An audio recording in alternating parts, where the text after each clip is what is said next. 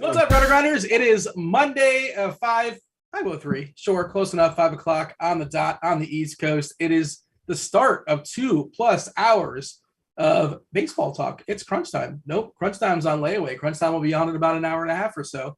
I guess I got a case of the Mondays. I'm a little bit rusty, I suppose. It's GrindersLive, joined today by Andre, one-time millionaire winner, thanks to, what's it, the Yankees? Or is it not the Yankees? Who won the Millie for you? Honestly, I don't. Besides Max Muncy, that's all I know. And besides Max Muncy and Max Kepler being in the lineup, I don't remember who else. Anybody named Max, basically, banged out a homer for you. You don't remember? I would remember like every single.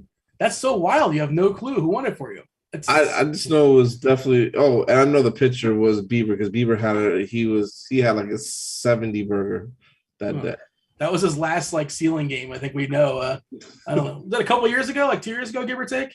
Yeah, now it's about 2 years now. This There summer you go. makes 2 years. You're still chasing that second milli. Now you want to make the second million by a single game parlay, right? Is that what's going on? Yeah, that's like I like challenges, so that's a challenge for me is to chase it with that way. So I'm been working hard at trying to get into sports betting more and chase it that way. I've been took a little bit of step back from playing DFS, but I've been trying to ramp it back up. But it's hard because sports betting is just so much fun, so much like on edge. Like I don't know, the adrenaline that you get from sports betting is like no other. It's different.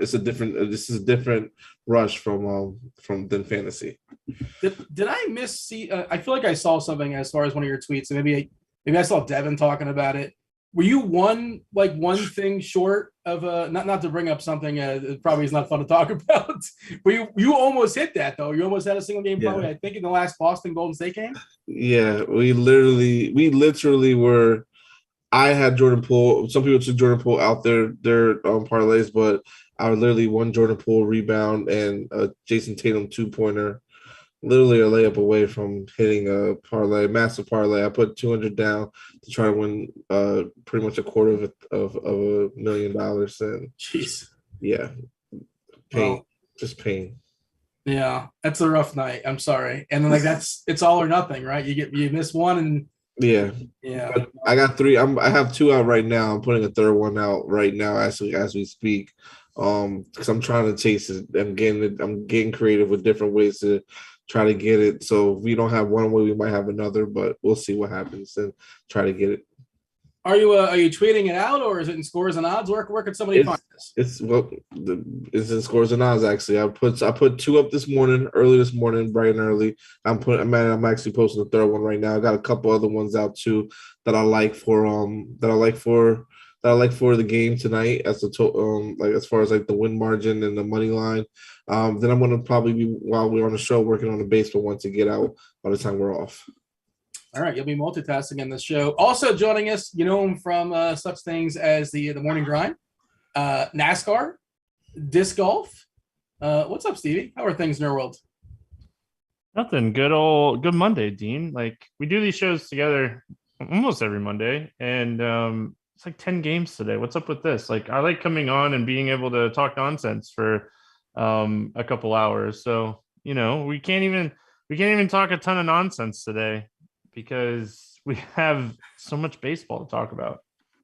Hey, it's not like a 14-15 gamer, and we're here for, we get overtime. We're here for still like an hour and 25 minutes. We yield to crunch time. Y'all got Dave Potts, Cheeseisgood, Chief Meteorologist Kevin Roth, and I believe Will as well. So Chief Justice will be taking y'all home all the way up the lock on the crunch time. Let's say hello to chat. What's up, chat? Hey, YouTube, hit that like button. When you come in, just hit it. Just like whatever. Get it out of the way. It's annoying for me to keep asking. I apologize. I hate the pester. But the algorithm and all that kind of stuff, we want to get it up there to I don't know if TJ's lurking or not, but every once in a while TJ's watching the show when he's not on, and he'll drop his Spidey bombs at like 50 likes, 75, 100. Andre's got his Batman something. Battering bomb. There you go, Batman bomb. Steve, did you have your own personal gimmick? Did you have something for the people if we hit a certain amount of likes? No, I just give out winners. Well, just give it. Well, you got to incentivize them, though. You can't just say, here's some winners. Nope. Listen, I'm a man of the people. I appreciate the likes and I appreciate the subscribers, but I'm a man of the people. Like, you can hit like or not, I'm still going to give out winners. Yeah, fair enough. I'm going to go ahead and drop this link in chat, by the way. Ross, MLB weather report. And if you guys, I don't know if y'all noticed this or not, but so St. Louis is wrong today. Like, in the weather edge, it's wrong, and the weather is wrong for some reason. Something up with our RG system. It's reverting back to like a double header, I think a couple months ago or so. It's actually expected to be really hot today in St. Louis, even though it's not showing that. The actual forecast for St. Louis is amazing hitting weather, hot, humid, and winds are blowing out at 10 to 15 miles per hour. Roth also said, like, earlier in the day, he was really scared or concerned about Chicago, Detroit. He did update that one earlier today. He'll probably update it later, and he'll also update it on the show. It's now not as scary as far as looks like basically the storms are probably going to come in after the game is over, right as the game is closing around 10, 11 o'clock. And again, that'll be updated as we progress. Just want to make the people aware. We also have a fire emoji last I checked in, I believe, in Washington. Yeah, fire emoji tonight, Atlanta and Washington. The fire emoji just following Atlanta, because Atlanta had it basically all throughout their weekend in Atlanta too. But yeah, Stevie, look, if you have anything to bring up nonsense-wise, I mean, I'm not going to sit here and suppress nonsense. I'm pro-nonsense. We're going to get the goods in as well. And we delegate enough time to the baseball. But if there's anything in your mind as far as nonsense, feel free. Don't feel like you can't bring it up. Oh, and I will say, like, I have I did a single game parlay right up on scores and odds for baseball today. I think it was the first one I've done for baseball all year, but I love Toronto today, and we're going to talk about them a bunch today. And yeah, I did a nice little scores and odds, like plus 452, nothing like Andre's plus 1,600,000, type parlays. But yeah, there's a little 3 single game parlay that I like over there that I put on there. So yes, Eric, my hat is pink. I have no problem wearing pink. I wear pink all the time. But yeah, I made sure this is the closest Red Sox hat that I had by my desk today, because I knew Dre was on the show, and I had to definitely make sure I had a Red Sox hat on today. Make sure that he knows what's up. Oh boy, man, we just put up 17 runs, 18 runs. I don't know if today was the right day to wear that Stevie. Like, you come on, dude. I live in Florida. I root for the Magic, and like, I don't care if we lose one day. I don't care if we lose for a whole year. I'm used to it. I feel you. Let's get used to it for the rest of the year then. Let's go Yankees. World Series champions this year.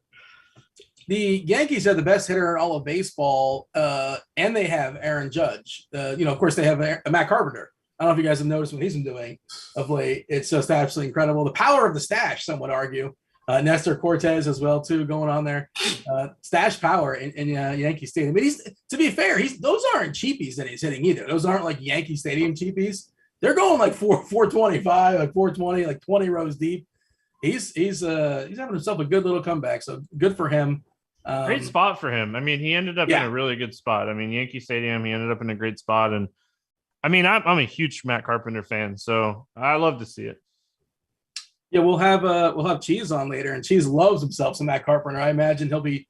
I mean, they're not in the slate, obviously, but he's probably still excited about he banged out a couple homers over the weekend. I think he had 7 RBI yesterday.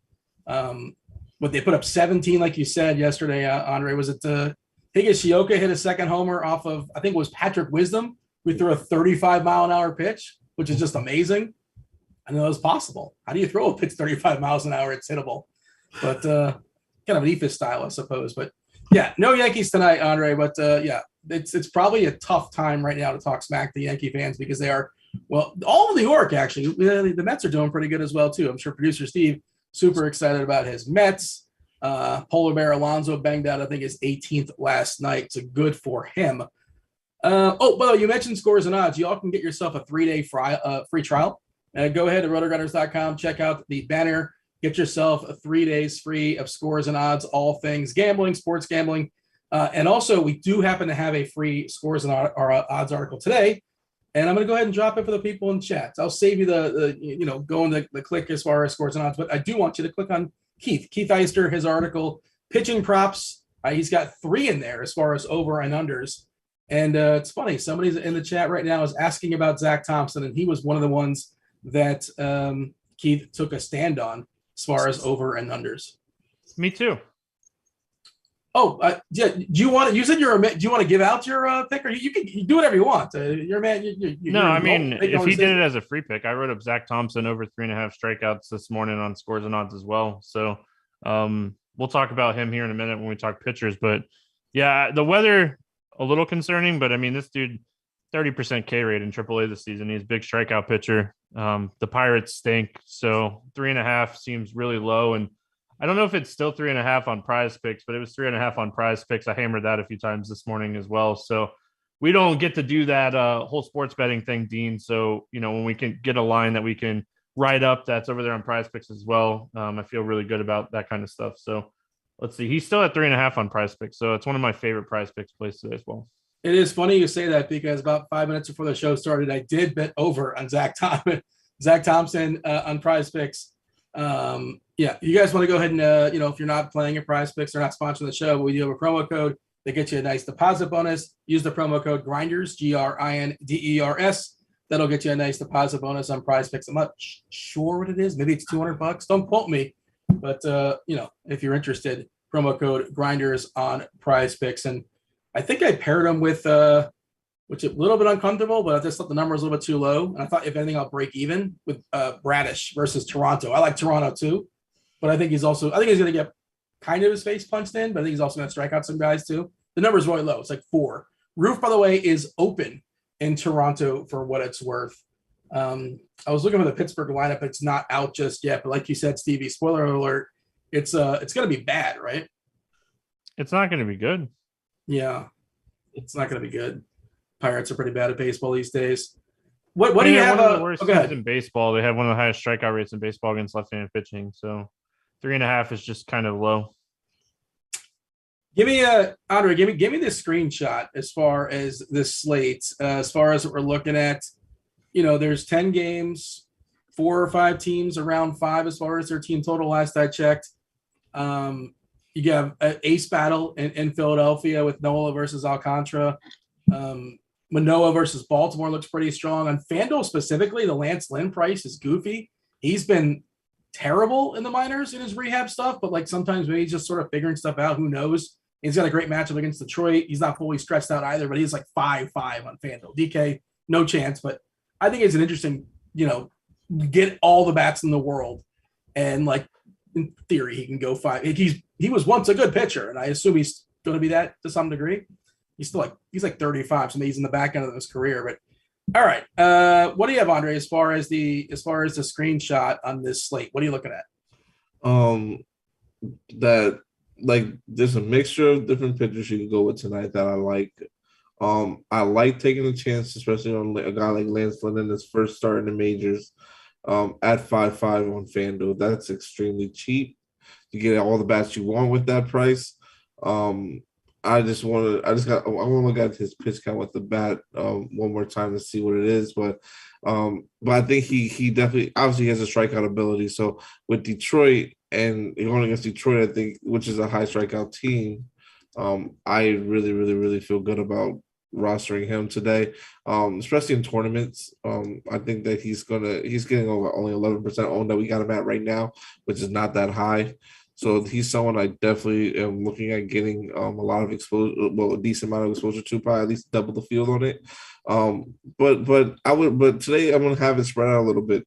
I can't trust Alek Manoah because even though he's a good pitcher. I think he's gotten he's had a couple of bad games whenever I've picked him, at least. So it's kind of like nerve-wracking for me to go with him.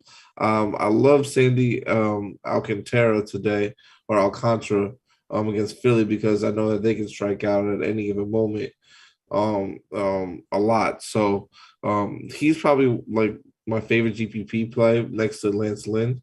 I like Nola, Aaron Nola a lot today too against Miami, but I'm gonna try to be just a little bit at the field, not underweight on him today for the most part. So just a little bit all over the place, but really a concentrated little pool of pitching that I have.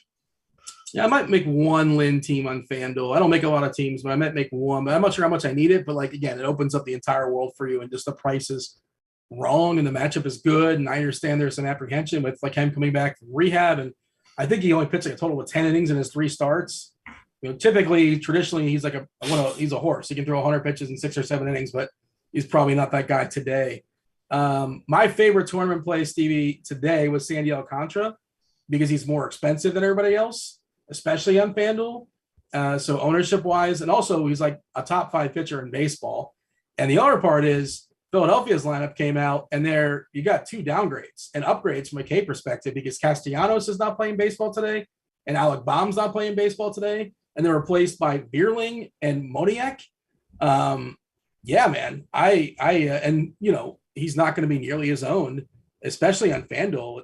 What are we looking at on FanDuel? Like less than 10%, I want to say 6%, and Noah at 27%. And the Marlins, by the way, have been pretty good against righties if you dig into those numbers. And what are your thoughts here as far as Sandy as Stevie? Because I think it's an awesome like kind of spend up to be different, but with just as much upside on this slate. I mean, he's been fantastic this season. He's good against lefties and righties. He limits the power to both sides of the plate. There's strikeouts throughout this lineup. I mean, the lowest strikeout rate in this lineup is Didi. And I mean, his power is way down. He hits the ball on the ground a ton. So I don't see, I mean, you got to get past Schwarber and Harper. Schwarber has a 27% K rate. So he's either going to hit the ball really hard against you. I think Alcantara potentially gives up a couple runs here. But I also think like 8+ strikeouts is in the cards. I mean, both these pitchers, the other side of the game, Aaron Nola is probably my favorite pitcher on the slate. Looking at this Miami lineup, low walk team, high strikeout team, a little bit of power with Jazz and Sanchez, but overall, Nola, another guy that can go out and put up 8+ strikeouts and rip it open here. So I think both these pitchers are really strong. I mean, you know, just kind of looking at the slate as a whole, Alcantara, Nola, Manoah, as much as I can of those 3 guys, and then some Zach Thompson is kind of how I'm approaching the slate.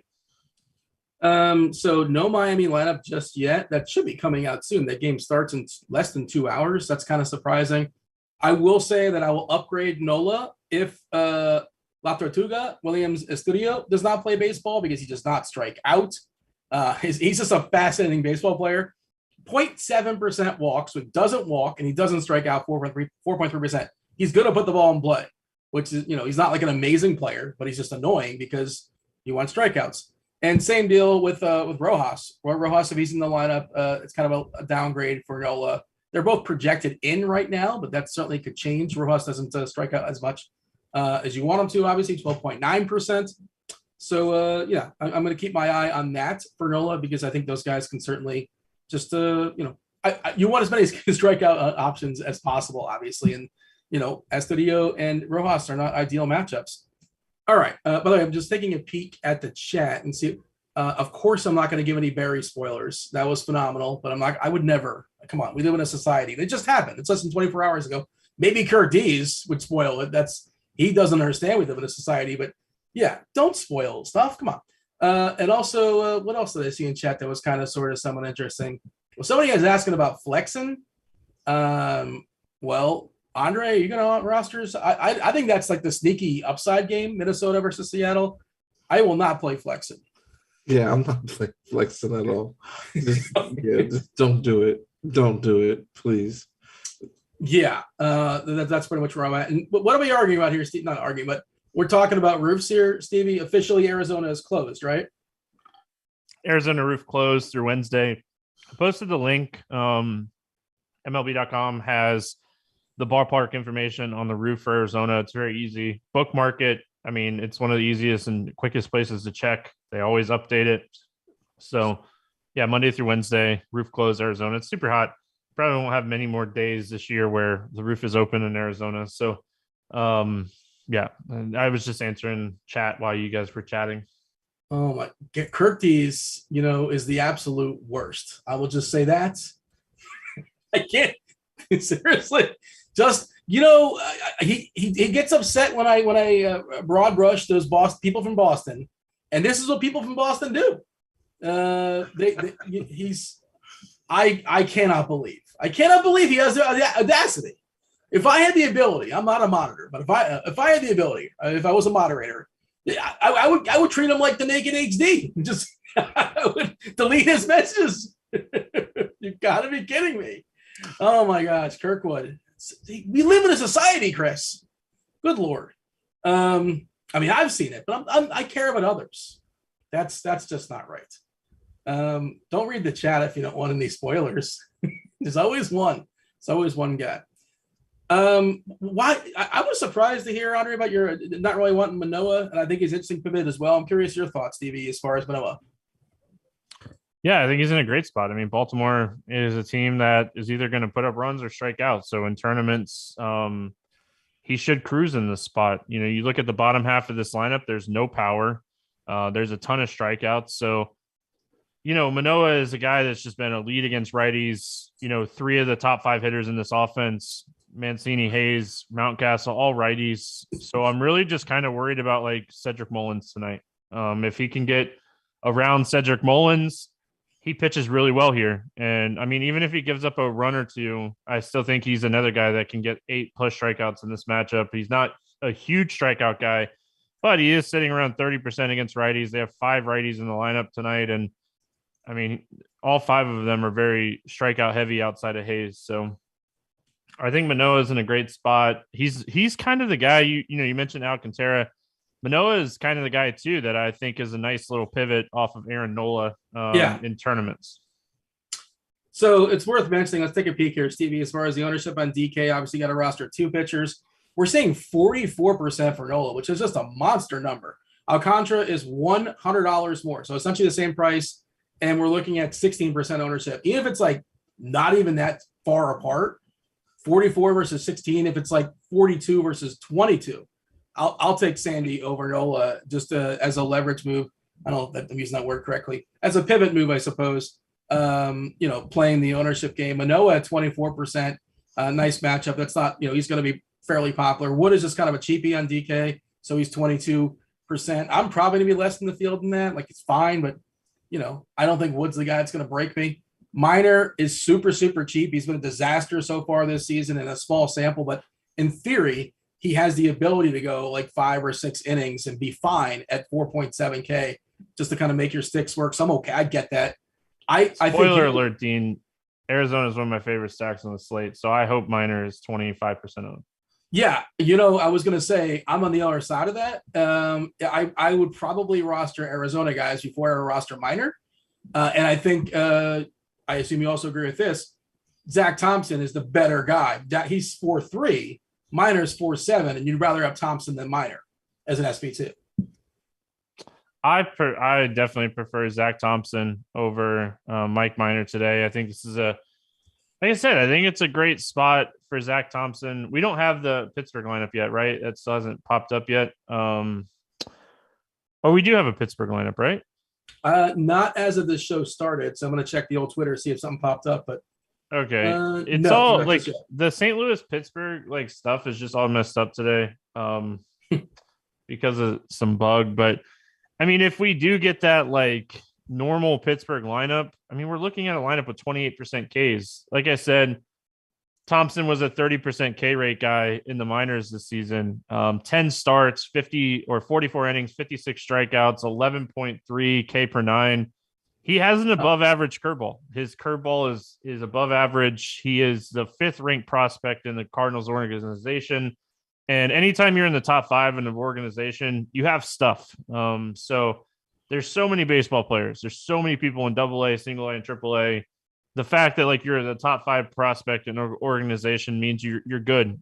So yeah, I think this is a great spot for Zach Thompson. And I think that the only thing is, I mean, it's his first career start, and that's always somewhat scary. But everything that we've seen from him in the minors is he could really excel in this matchup, and he's super cheap. And also, my bad, we do have a Pittsburgh lineup. It's Marcano leading off, Reynolds, Hayes, Sheamus, Vogelbach, Castillo, Sawinski, Henneman, and Chang. So it's bad. He couldn't have drawn a better lineup too. Like, he couldn't have drawn a better lineup. That's just a fantastic lineup. The weather is bad. It's a good ballpark to pitch in traditionally, but the weather, it's going to be close to 100, I think, creeping up on 100, I saw. Nick Lachey will be hanging out there. But, all right. So, Andre, your thoughts as far as a cheap SP2 on DK? Like, Minor is crazy cheap. Do you also prefer to roll out this the rookie for, picking on Pittsburgh here in Thompson?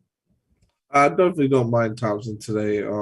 I don't mind taking a few shots at him today for sure in tournaments. And I definitely do like Mike Minor. Those are the 2 only guys I would probably have that are cheap options. Otherwise, I'll be trying to either spend up a little bit or get 2 like medium good pitchers and take my chance on the stacks. And the reason why I don't like I'm not saying I don't like Alek Manoah. He's a good pitcher.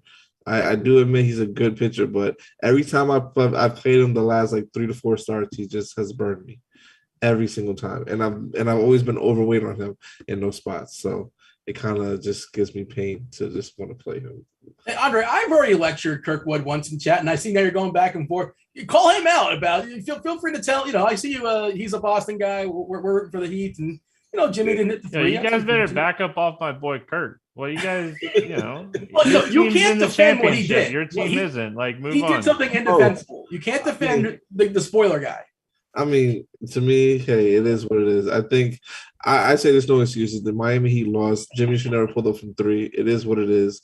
But at the end of the day, we know the Warriors are going to win. There's a reason why they keep playing the way they're playing defense against Steph Curry, because they don't want everyone else to get hot. Because once Klay Thompson gets hot and going, the series is completely over, because then you have to guard everybody, and you're not going to know what to do on defense. So I really, really, really, really love I love my Golden State tonight to win by the most you would have is plus 11. So I'm got them by plus 11 tonight.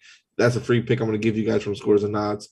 But I do love them a lot tonight to win and go off. And honestly, I think they are going to blitz Curry a lot more today. And I'm expecting Game 6 Klay to show up in Game 5. Yeah, in Kirkwood, I know he's got a lot of futures to Boston, and look, I respect the not hedge, but if I was him, I would hedge. That's just me. And it sounds like you would do the same thing, Andre, like get yourself a sure thing. And you also just think they're going to lose. So they're Tatum, they're Boston's a talented team. Like, don't get me wrong, they are a very, very, very talented team. It's just that in moments like this is just they don't show up. And Golden State, I don't know. I understand they don't want to blitz. That's the one thing that's hurting them. I can talk about this all day. They don't blitz Steph Curry.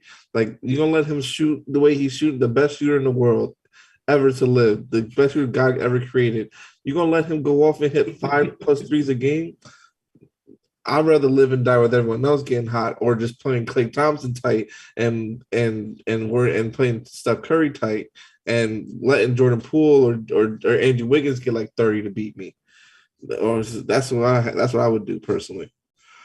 Yeah, I don't really have a take. I'm not really confident who's going to win. I think it's going to be good basketball. We probably go 7, and I don't know. I'm not sure who's going to win, but it should be fun. Golden State in 6. It's over. There it is. It's been spoken into existence. By the way, Shaq did not win the first Heat title. That was Dwayne Wade. Dwayne Wade had one of the greatest all-time finals series ever. 4 straight games, averaging 43 points per game, I think. Yeah, I see. In Shaq was there, but that was Wade. Wade was. If you look at that series against basically any other all-time series, and maybe LeBron or something like that, I don't know, but just incredible. He was amazing. He was the best player in that series by far. But all right, let's get back. Hey, in chat they're asking about, and yeah, feel free to. If we're not talking about something y'all want us to talk about, as far as what about this guy? What about that guy? Steve, do you have a take as far as Javier for Houston? I mean, so 3-inch max guy, I really want to go back to the well after playing him his last 2 starts. It wasn't hard to get Alcantara, Manoah, and Nola today. So I just don't think I end up on Javier. The lineup for Texas today, gosh, this is a guy that he could really just dominate this lineup and just be one of those low-owned pitchers that nobody's talking about today. So he's projected for less than 10%.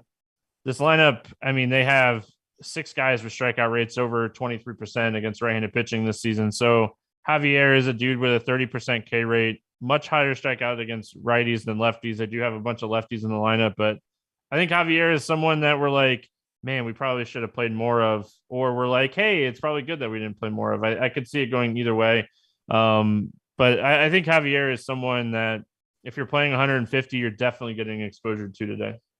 So you said 6 guys. By the way, one of the guys has not played baseball, I don't think, in the majors this year, or is not against a righty in Tavares.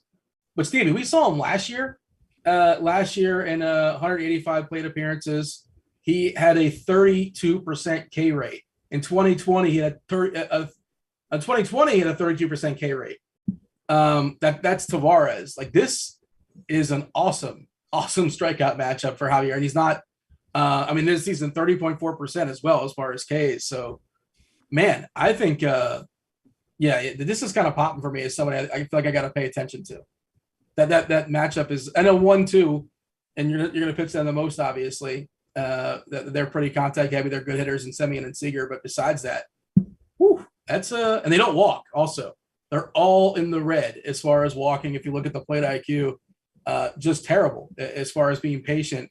And that's Javier, kind of one of his bugaboo at times is walking too many guys. 8.7% walk rate this season, but probably not as big of an issue. I did see Bill Miller was umping one of these games today. Which game is he umping? You're probably on top of that, right, Stevie, as far as the ump data? Bill Miller is umpiring the Lance Lynn game. Okay, and he's known to be very pitcher-friendly, extreme pitchers umpire. There are one of the top 3 pitcher umpires in baseball. Yeah, so Garcia and Lynn get the extreme pitchers umpire. Yu Darvish, we haven't talked about yet, extreme hitters line for Manoah, for Steele, and for Bredish as well. Stevie, do you have a thought as far as Darvish? 8.4 on DK makes him interesting just because he's cheap enough, right? He's not the guy he once was. He's older. We have seen him have, on occasion, the big K games. Just not consistent, obviously. How do you feel about Darvish? You're getting a discount at 8.4, so it's kind of interesting. I think he's interesting from the fact that this wind has just kind of changed throughout the day today. Roth talked about it earlier as a crosswind, and now it's looking like we're going to get it more blowing in than cross. If you look at Weather Edge in 73 games with this condition, minus 27.8% home runs and minus almost 11% total runs, and the ERA is interesting. So I think Yu Darvish could be a difference maker today. I really want to see what Roth has to say as far as crunch time about what this wind is going to be doing for real. But the bottom half of this lineup is not great. There's not a ton of power. they walk a lot and they don't strike out a ton. I think that's the biggest concern with Darvish and, why he's not getting a ton of ownership today. But the wind, I mean, last night it looked like it was going to blow out. This morning it looked like it was going crosswind. And, kind of looking at Weather Edge here, this is one of the least best spots on the slate as far as hitting is concerned. So I think Darvish is somewhat interesting for tournaments. I don't think I end up on him today in my 3 lineups, but I wouldn't talk you off of playing him here. I think he's a great pivot off of Alex Wood. I don't really love Alex Wood today. Alex Wood's getting a ton of ownership on DraftKings. I think I'd rather pay the extra $100 for you, Darvish, over Alex Wood today. What about you, Andre? Wood versus Darvish on DK, basically the same price. Oh my gosh. I'm probably gonna take Alex Wood against Kansas City today. I'm not really like do you Darvish matchup against Chicago. I know is really, really, really good. In my opinion, but he gives it too much hard contact for me, and I just there's a couple guys in this lineup that I think could make it like hell for him, like Contreras, Hap, Wisdom. So I'd rather just take my chances and go with Alex Wood against Kansas City. I know that's not even like that easy of a matchup. Well, not that easy of a matchup with Perez, and MJ Melendez, who's coming up and hitting the ball really well the last couple games. Either, but I'd rather go with a guy who gets up a little bit less fly balls than the other guy, because Alex Wood gets up a fly ball percentage of right now 26%. Well, not 26%. It is 24% right now, compared to you, Darvish, that's giving it up at 28%. It is 39%. So that's a significant difference right there. I mean, when we're talking overall upside, though, Kansas City has the second lowest strikeout rate in baseball against left-handed pitching. I think only 2 guys over 20% on the season. And when you're looking at the Chicago Cubs against right-handed pitching, you're looking at a 23 to 24% strikeout lineup. Darvish has much higher strikeout ceiling than Alex Wood. So I think if you're looking at ceiling, hey, listen, we're allowed to disagree. I just disagree with you today. No, but I get what you're saying, because the strikeout matchup does make more sense as far as, like you said, the upside. So, but I don't know. I'm just not really on you, Darvish, a lot today. I actually don't even have my player pool right now. Yeah, Stevie, question in chat. You're playing 3 lineups on FanDuel. Who would be your pitcher individually? Would you go all in on one player? Ownership right now, Nola 27%, Wood at 14%, Lynn at 11%, Manoah at 10%, Alcantara at 6%. Like, I'm playing at least one with Sandy, maybe one Manoah. And again, I'm somewhat dependent upon that Marlins lineup, which for some reason we still don't have, which I don't know if there's holding another player is only beating. Who knows what's going on right now with the Marlins, but it seems kind of odd that we do not have a lineup there an hour and a half until that game starts. But yeah, how would you delegate your pitchers top of the head? I think Nola would be my number 1 on FanDuel today. Like everyone else, there's some cheap bats and some ways to get different on FanDuel that, we'll talk about when we get there. But the guy that's kind of standing out to me is someone we just talked about, Christian Javier. Great strikeout matchup on FanDuel today. He's 8,800. I think if you need to save some money and if you wanted to like pay up and get a stack, he's super interesting over there. Like that call. I think I'd go 2 Nola and then 1 Javier on FanDuel today if I was building FanDuel lineups. Devin, question in the chat. Producer Devin, Pittsburgh stack is popping on the bat, but Thompson is only 17% projected on DK. Do we think he gets chalkier before lock? I mean, I don't think people are playing Pittsburgh. To start with that, like, people aren't playing the Pirates, right? Somebody's going to do it, but they're going to be relatively low owned. Yeah, Pittsburgh also 5% owned. That makes sense. Thompson at 17% on DK. Well, I think that's going to be split, right? As far as your cheap SP2 with Minor, we're kind of a small sample size. It seems like we agree Thompson's a better play than Minor, but projection wise, Minor's got him by like a tick for what it's worth, but basically the same. You agree with that ownership, Stevie? At 17%? That sounds about right to me. I could see him. I think it just all depends on the contest you're playing. If you're playing like a massive contest, it probably comes into that. If you're playing single entry or 3-entry max, he probably comes in at closer to like 25%. Yeah, and Alex is talking about it in chat. Read his stuff over at Fangraphs. Works does some nice stuff here at RG as well. 40% is what he predicted this morning. So yeah, we'll see. And that's kind of like how sharp is the field kind of thing, because that feels like it's a sharp play at 17%. Projection models traditionally don't like rookies, and his leash is a little bit concerning, right, Thompson? What do we have as projected as far as his the amount of baseballs he can throw tonight? I haven't even looked. I'll look really quick while you guys. He threw 74 last time out, and I feel like, was that a non-start? That was out of the bullpen. Yeah, this is his first start. I can get an 80 to probably maybe 90 the most. By the way, leader in baseball as far as throwing baseballs per start is Sandy Alcantara, like 101 per, give or take. Stevie, I don't know if you play on Prize Picks. You're in Florida. Andre doesn't have to deal with it if he doesn't want to. He can just go get his picks he likes and have at it in New York. But 103.5. You can bet like total number of pitches thrown. 103.5 is the over/under for Sandy. That's a big boy number. I don't really have a take on it. I just thought it was interesting. It's a big number.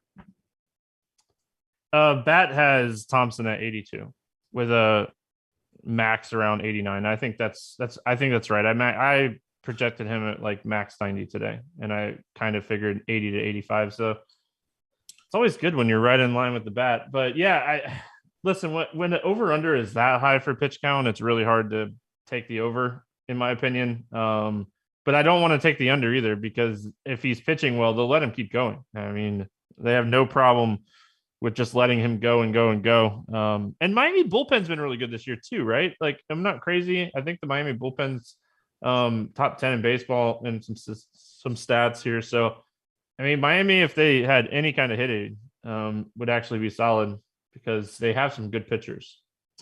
Yeah, they have a lot of good pitching in Miami. And but as far as the bullpen, I'm checking this in the fly for you. Worst bullpen according to Sierra: Kansas City and Colorado and Arizona.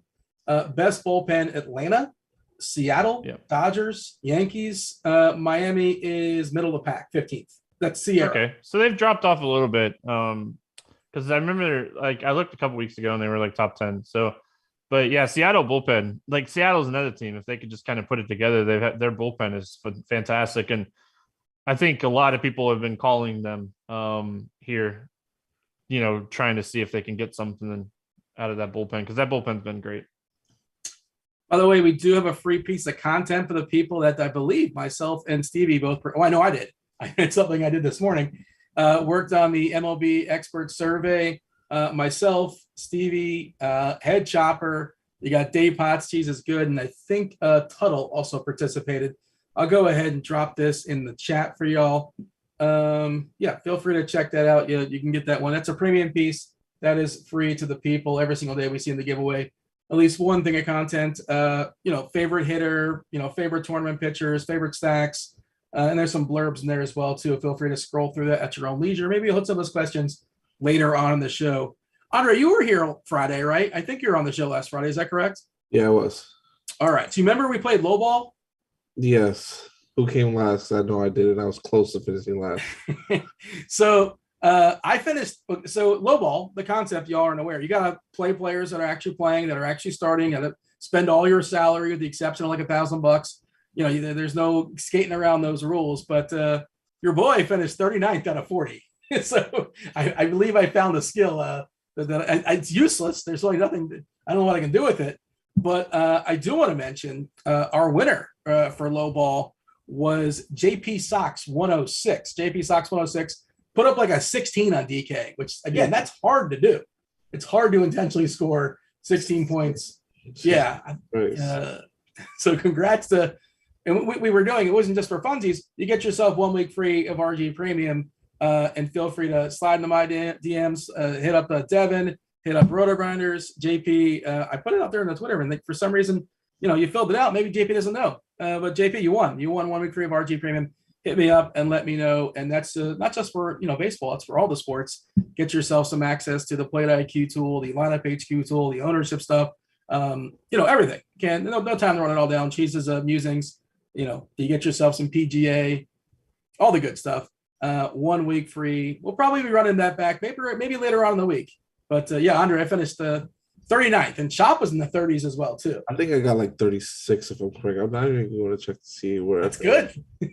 36 is good. Yeah, I made my lineup after lock too, so I was hoping to just come dead last, but it is what it is.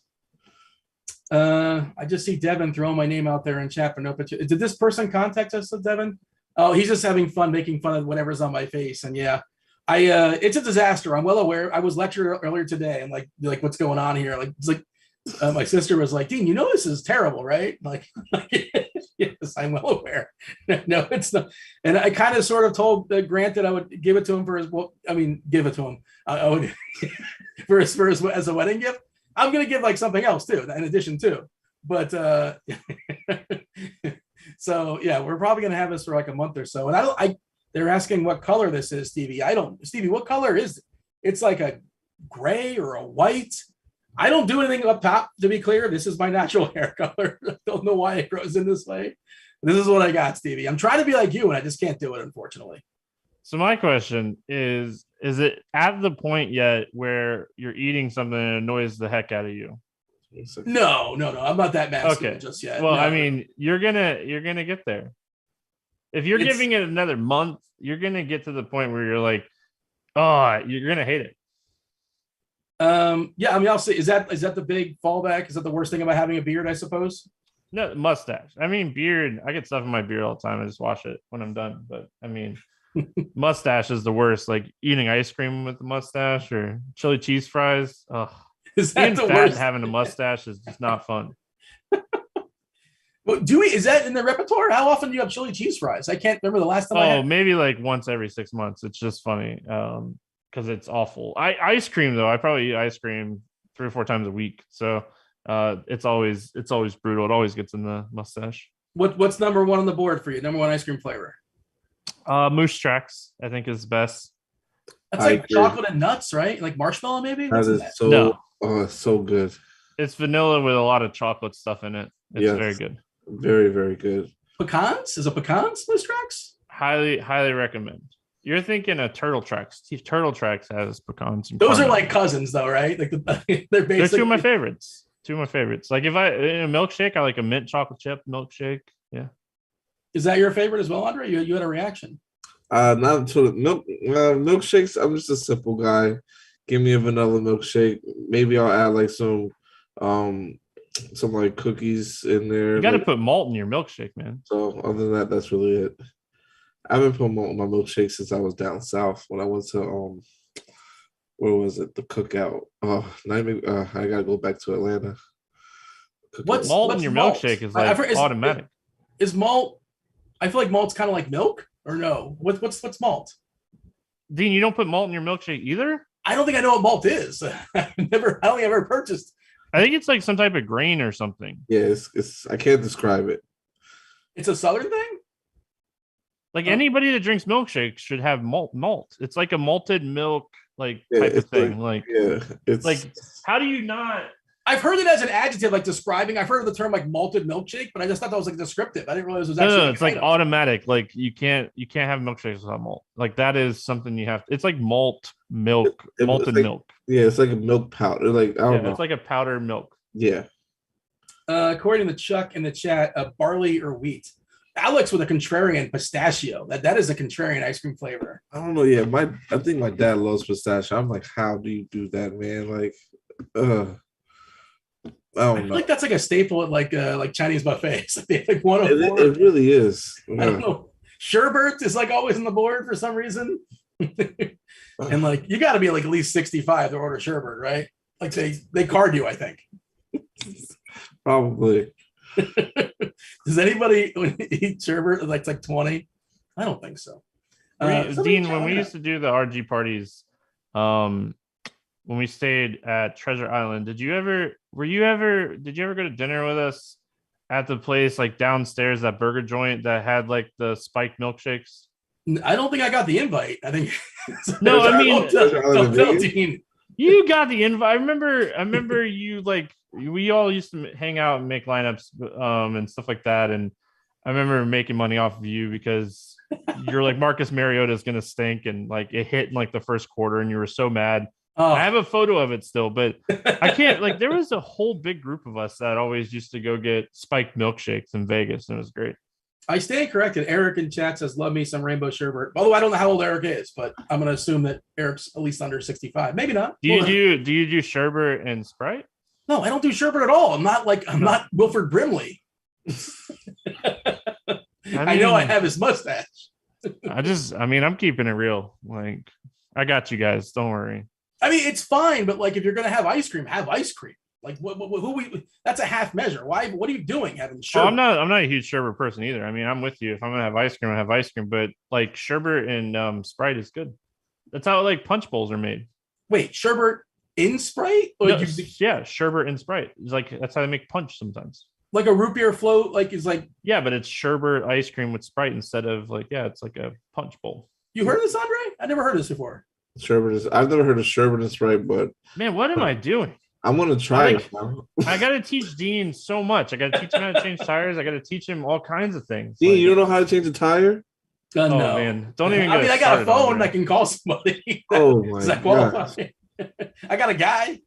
I can call somebody up. But come on, Dean, we gotta get you out. We gotta get you at the house and get you changing the tire too.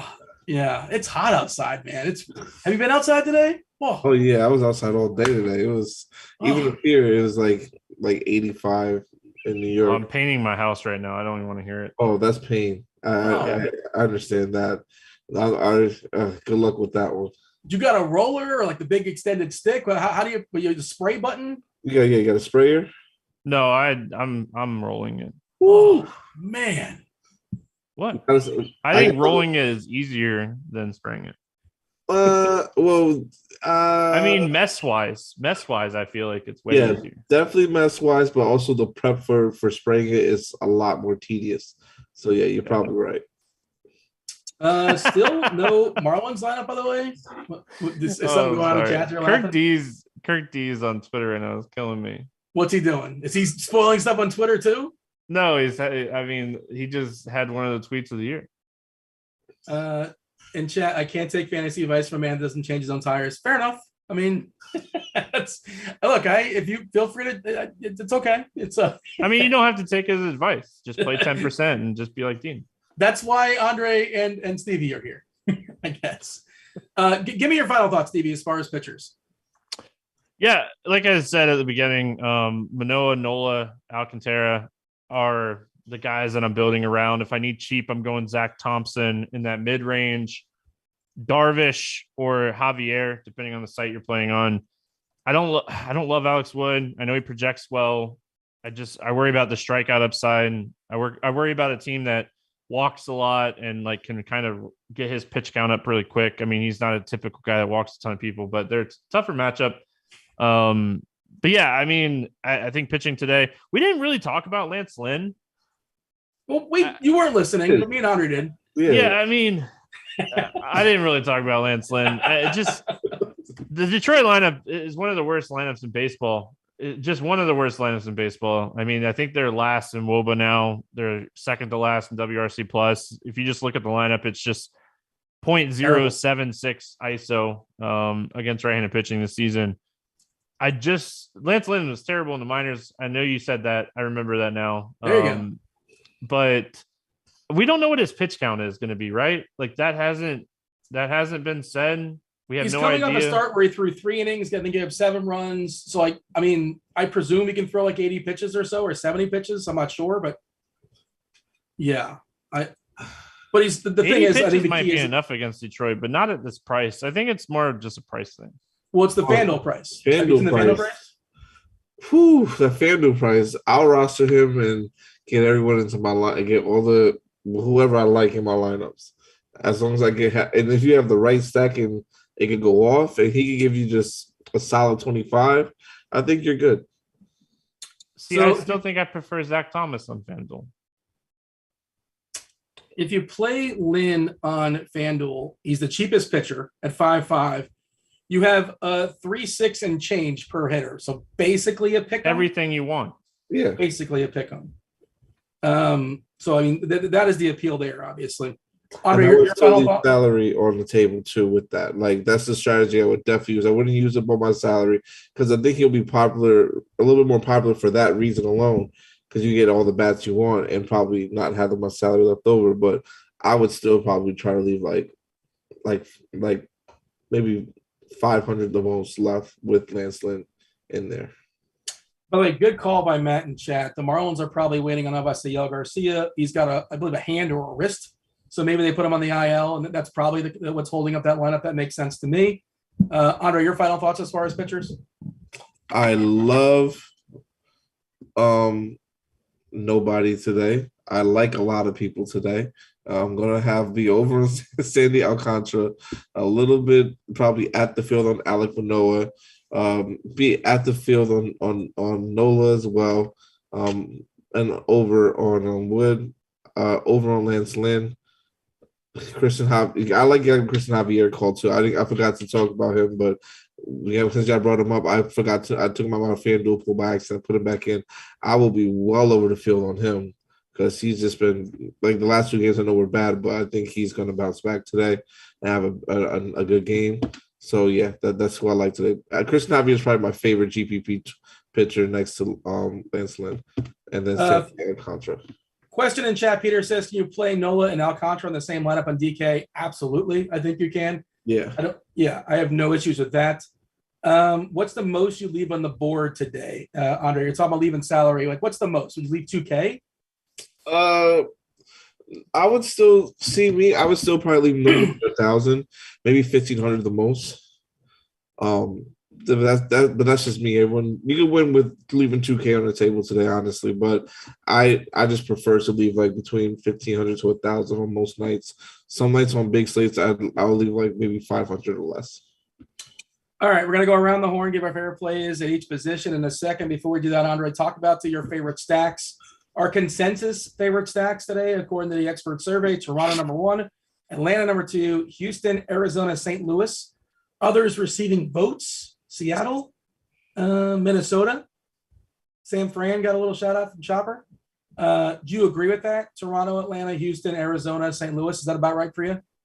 In a little different order. I like Atlanta a lot. So they probably would jump up to number 1 for me. Toronto will probably fall back to number 3. I like Houston. I'll move Houston to number 2, St. Louis to number 4. And then number 5 would just be probably a mixture of a couple other teams that I like getting in there a little bit here and there.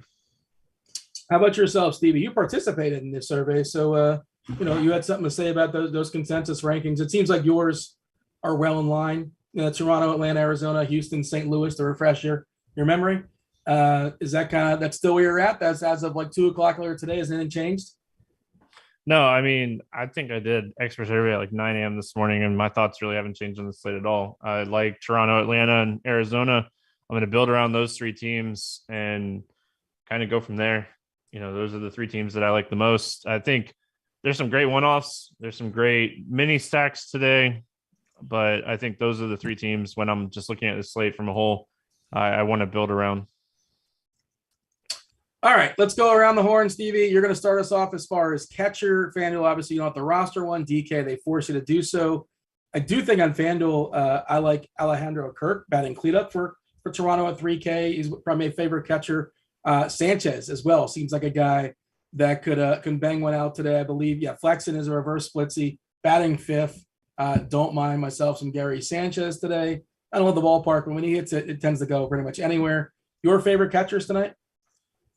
Austin Nola would be my favorite catcher outside of a stack. He's under 3K. He gets a lefty in Chicago. So yeah, I think Austin Nola a lot.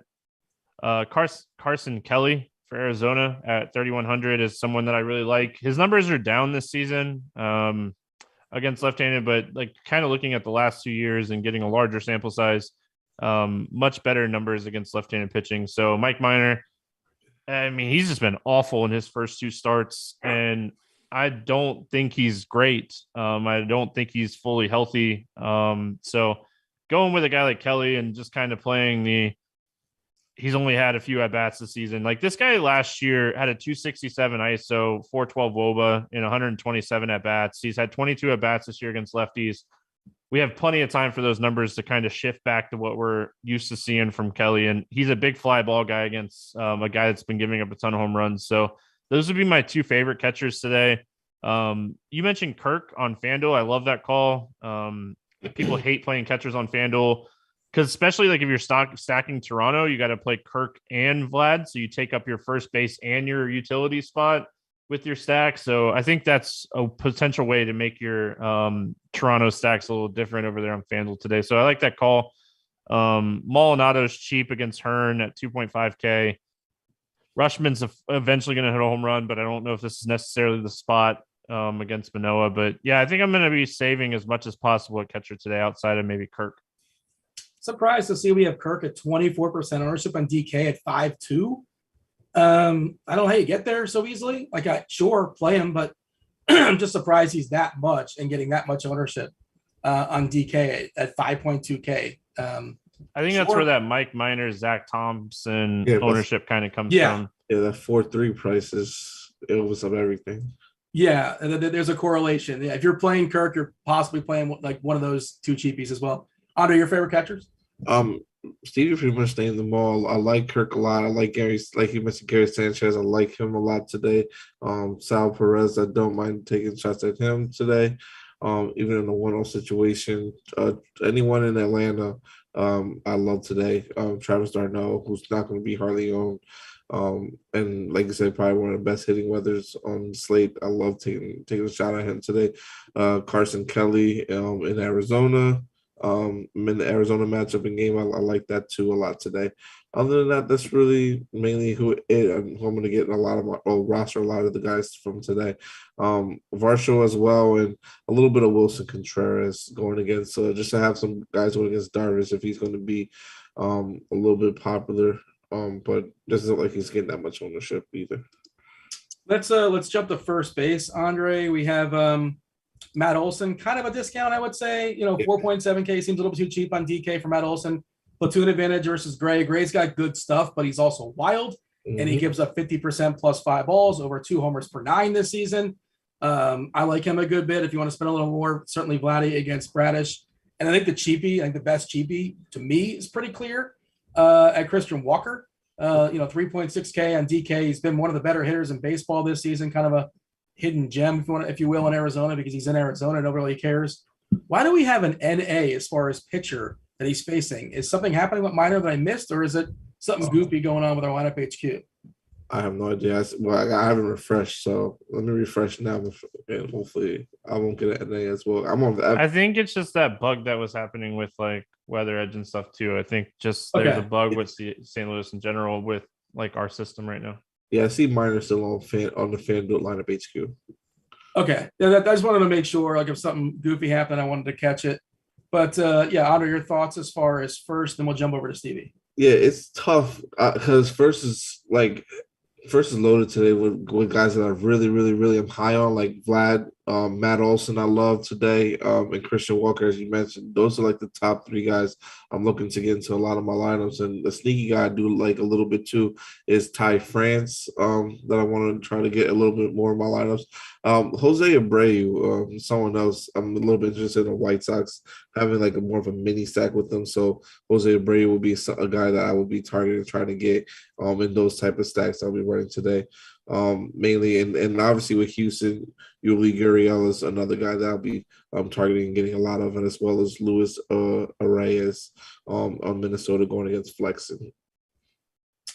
Question in chat: will y'all get Javier over Cobb? Is that a season-long question? Is that what we're looking at? Is Cobb playing baseball tonight? Am I missing something? No. Cobb's not playing, right? That's a season-long question, CD? I don't know. I'm like, is Cobb? But Javier is better than Cobb, I think. If you're playing season long, not that that's what we do, but top of the dome, yeah. Take Javier over Cobb. Stevie, what do you have at first base? Vlad, Olson, Walker, Voit. Those 4 guys. Love Vlad today. Obviously, a lot of people love Vlad today. He's not getting as much ownership as I thought he was going to get. I think that will potentially be different Matt Olson against Gray. Gray really struggles against lefties. So Matt Olson batting fourth in a great spot on the road, potentially getting that extra at bat. We mentioned Christian Walker against Minor. Christian Walker's been great. I think Luke Voigt is a great pivot off of Walker, and he's a little bit cheaper at 3,500, getting Steele. That's kind of it. I mean, those are the four guys that I'm looking at today. If you want to Uber punt at first base, Colin Moran is 2.1K going up against Merrill Kelly, and Merrill Kelly's not good against lefties. So that's all I got for first base today. Looks like he meant Wood instead of Cobb, and I think we all agree. I feel like we agreed that we prefer Javier over Wood. Is that correct, Stevie? I prefer Javier over Wood. Andre, I don't want to speak for you. You agree as well? Yes. Well, yeah, between those two, yes, in GPPs. But because I like Javier a lot more, I think he's going to bounce back this game against Texas. How close are we to this 100 like goal? Andre's going to give him the batarang bomb. Somebody's going to bang on a homer. Just hit that like button. Hit the like button, subscribe. You can do that. Feel free. Turn on those notifications so you know we go live, which is pretty much whenever there's baseball, whenever there's a DFS going down, we're going to be going live. So you kind of know what's happening, but you'll get the notification just in case. Hit the like button, and Andre is going to give you somebody that's going to bang out a homer. How close are we, Andre? Are you paying attention to this? I'm not. I do not have it up currently. I'm going to bring it up right now. We'll figure it out shortly. Andre, you want to kick off second base for us? Okay. Sorry, got to go back up to it. You're good. Jose Altuve is someone I definitely get into. Ozzy Albies as well. Kettle Marte, who's coming in obviously with a lot of ownership against Minor, someone that I like to get a decent amount of my lineups today. But I'm gonna try to also get like more over the field on a guy like I mentioned before at first base with Luis Arias. I'm gonna mention him again. I do like this matchup for him today, so he's someone I'm gonna try to be roster more than the field with today, and just have a little bit of ownership thing. And then also Javier Baez going against, I know Lance Lynn is going to be like, I don't know, I'd say I like Lynn today, but just in case he does blow up, I don't mind taking Baez as a one-off. So, yeah, but that's really mainly it. I'm going to try to use this position mainly for like most of my stacks or mini stacks today, more than anything, than what's just, that's what I'm going to angle it for. Baez is really, really cheap on FanDuel because he's been kind of a disaster this year, but he does have homer upside. So I like him there as well as a one-off. I'm good with that. Stevie, what do you have as far as second base? Ozzy Albies is someone that I really like today, batting fifth. I like the Braves. I think a lot of us like the Braves today. I think it's a great spot for him. Jose Altuve, if you want to pay all the way up and get him or Edman. Both of those guys at the top are in good spots. Kettle Marte is someone that I like a lot.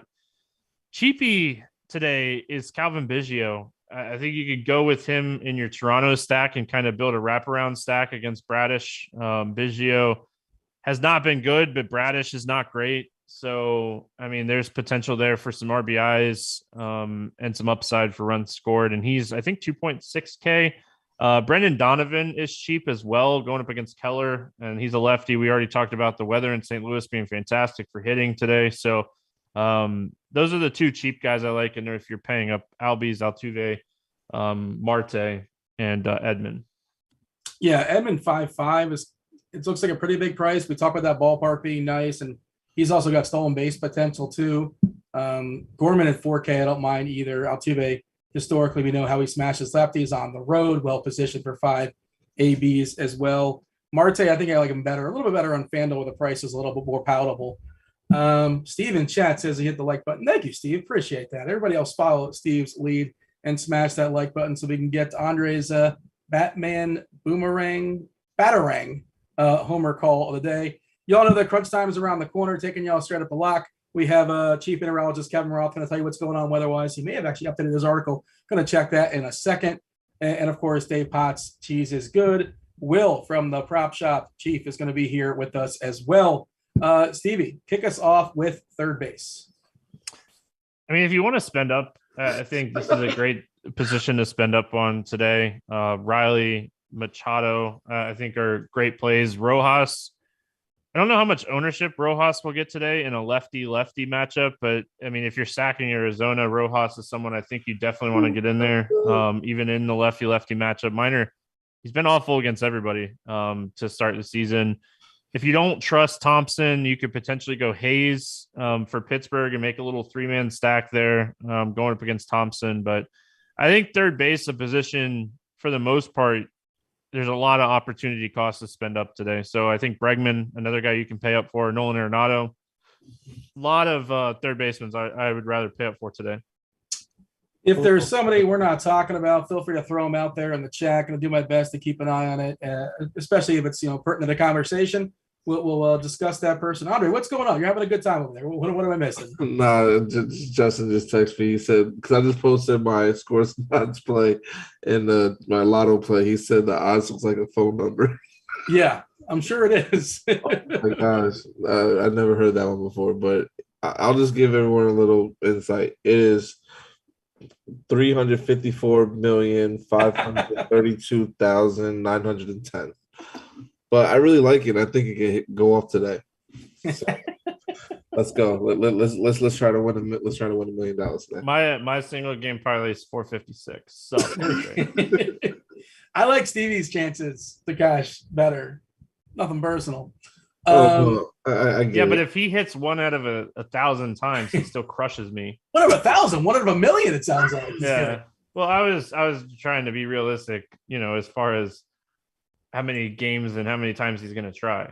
Yeah, but the thing about it, because I'm going to try it every day for the rest of the season. And there's been a couple of times where we've been close. Like literally I think 2 weeks and a half ago, we were like three off. So it's going to get there one day. Well, you need like 1 million slates for it to happen, I think. So you're telling me there's a chance. Yes. If you want to risk today's bid, if you put up 28 cents, you can become a millionaire. J-Rod, no Julio. He's not playing baseball for Seattle. A boost to Chris Archer. I'm still not playing Chris Archer. I think it hurts the Seattle stack, obviously. Dylan Moore is drawing the start, batting at 9th today for the Mariners. All right. Andre, did I get your take as far as third base? I don't recall. No. Machado, Riley, Nolan Arenado, Bregman. I love Suarez today. That's mainly that's mainly the guys. I'm not gonna mention the Reyes again because I see him popping up. Moncada, I do like Moncadas. I do like some of the. I like Chicago as a sneaky stack today, and then I do also like Rojas as part of Arizona stacks. So Roth did update. I just went ahead and dropped his article in the chat, and again, he'll be on in like 15 minutes or so to further clarify. He just wanted to talk about how if you're looking at our data for St. Louis, it's wrong. The actual forecast in St. Louis is really, really good hitting weather, hot, humid, winds are blowing out 10 to 15 miles per hour. So whatever we have right now that's automated, it's coming in incorrectly, and they're having a hard time fixing that. So just want to make it clear that is not right.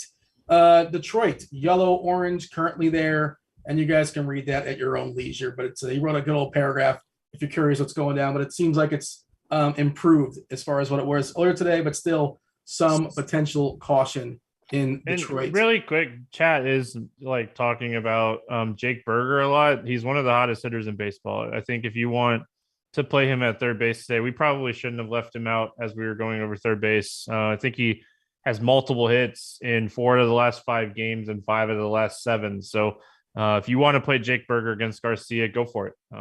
He's a guy that's been absolutely crushing the baseball. Hot streaks are real. Don't care what Cardi says. He's seeing the ball really well right now. What about shortstop, Stevie? Anybody hot at shortstop that you want to make sure you get in your lineup tonight? I mean, Bo Bichette he's on fire, and I have no idea what his stats are recently, and I really don't care because, I mean, he is actually hitting the ball really well recently. I'm just kidding, but I think it's a great spot to get Bichette if you can. One of my favorite tournament plays today is Swanson. Everyone is talking about Atlanta today, and nobody is talking about Dansby Swanson because he's 5,300. He's projected for less than 5% ownership today. I love Dansby Swanson for tournaments. I think it's a way to make your Atlanta stack different. the outfielders are hitting like 7, 8, 9. This might actually be one of those spots outside of like Acuna. You could fade the rest of the outfielders, get all the utility players, and then finish off your lineup with 2 really strong outfielders for another team. So, yeah, I like that. Brandon Crawford is another guy that I don't mind. He's kind of cheap. Kim's kind of cheap against Steele, lefty righty matchup there.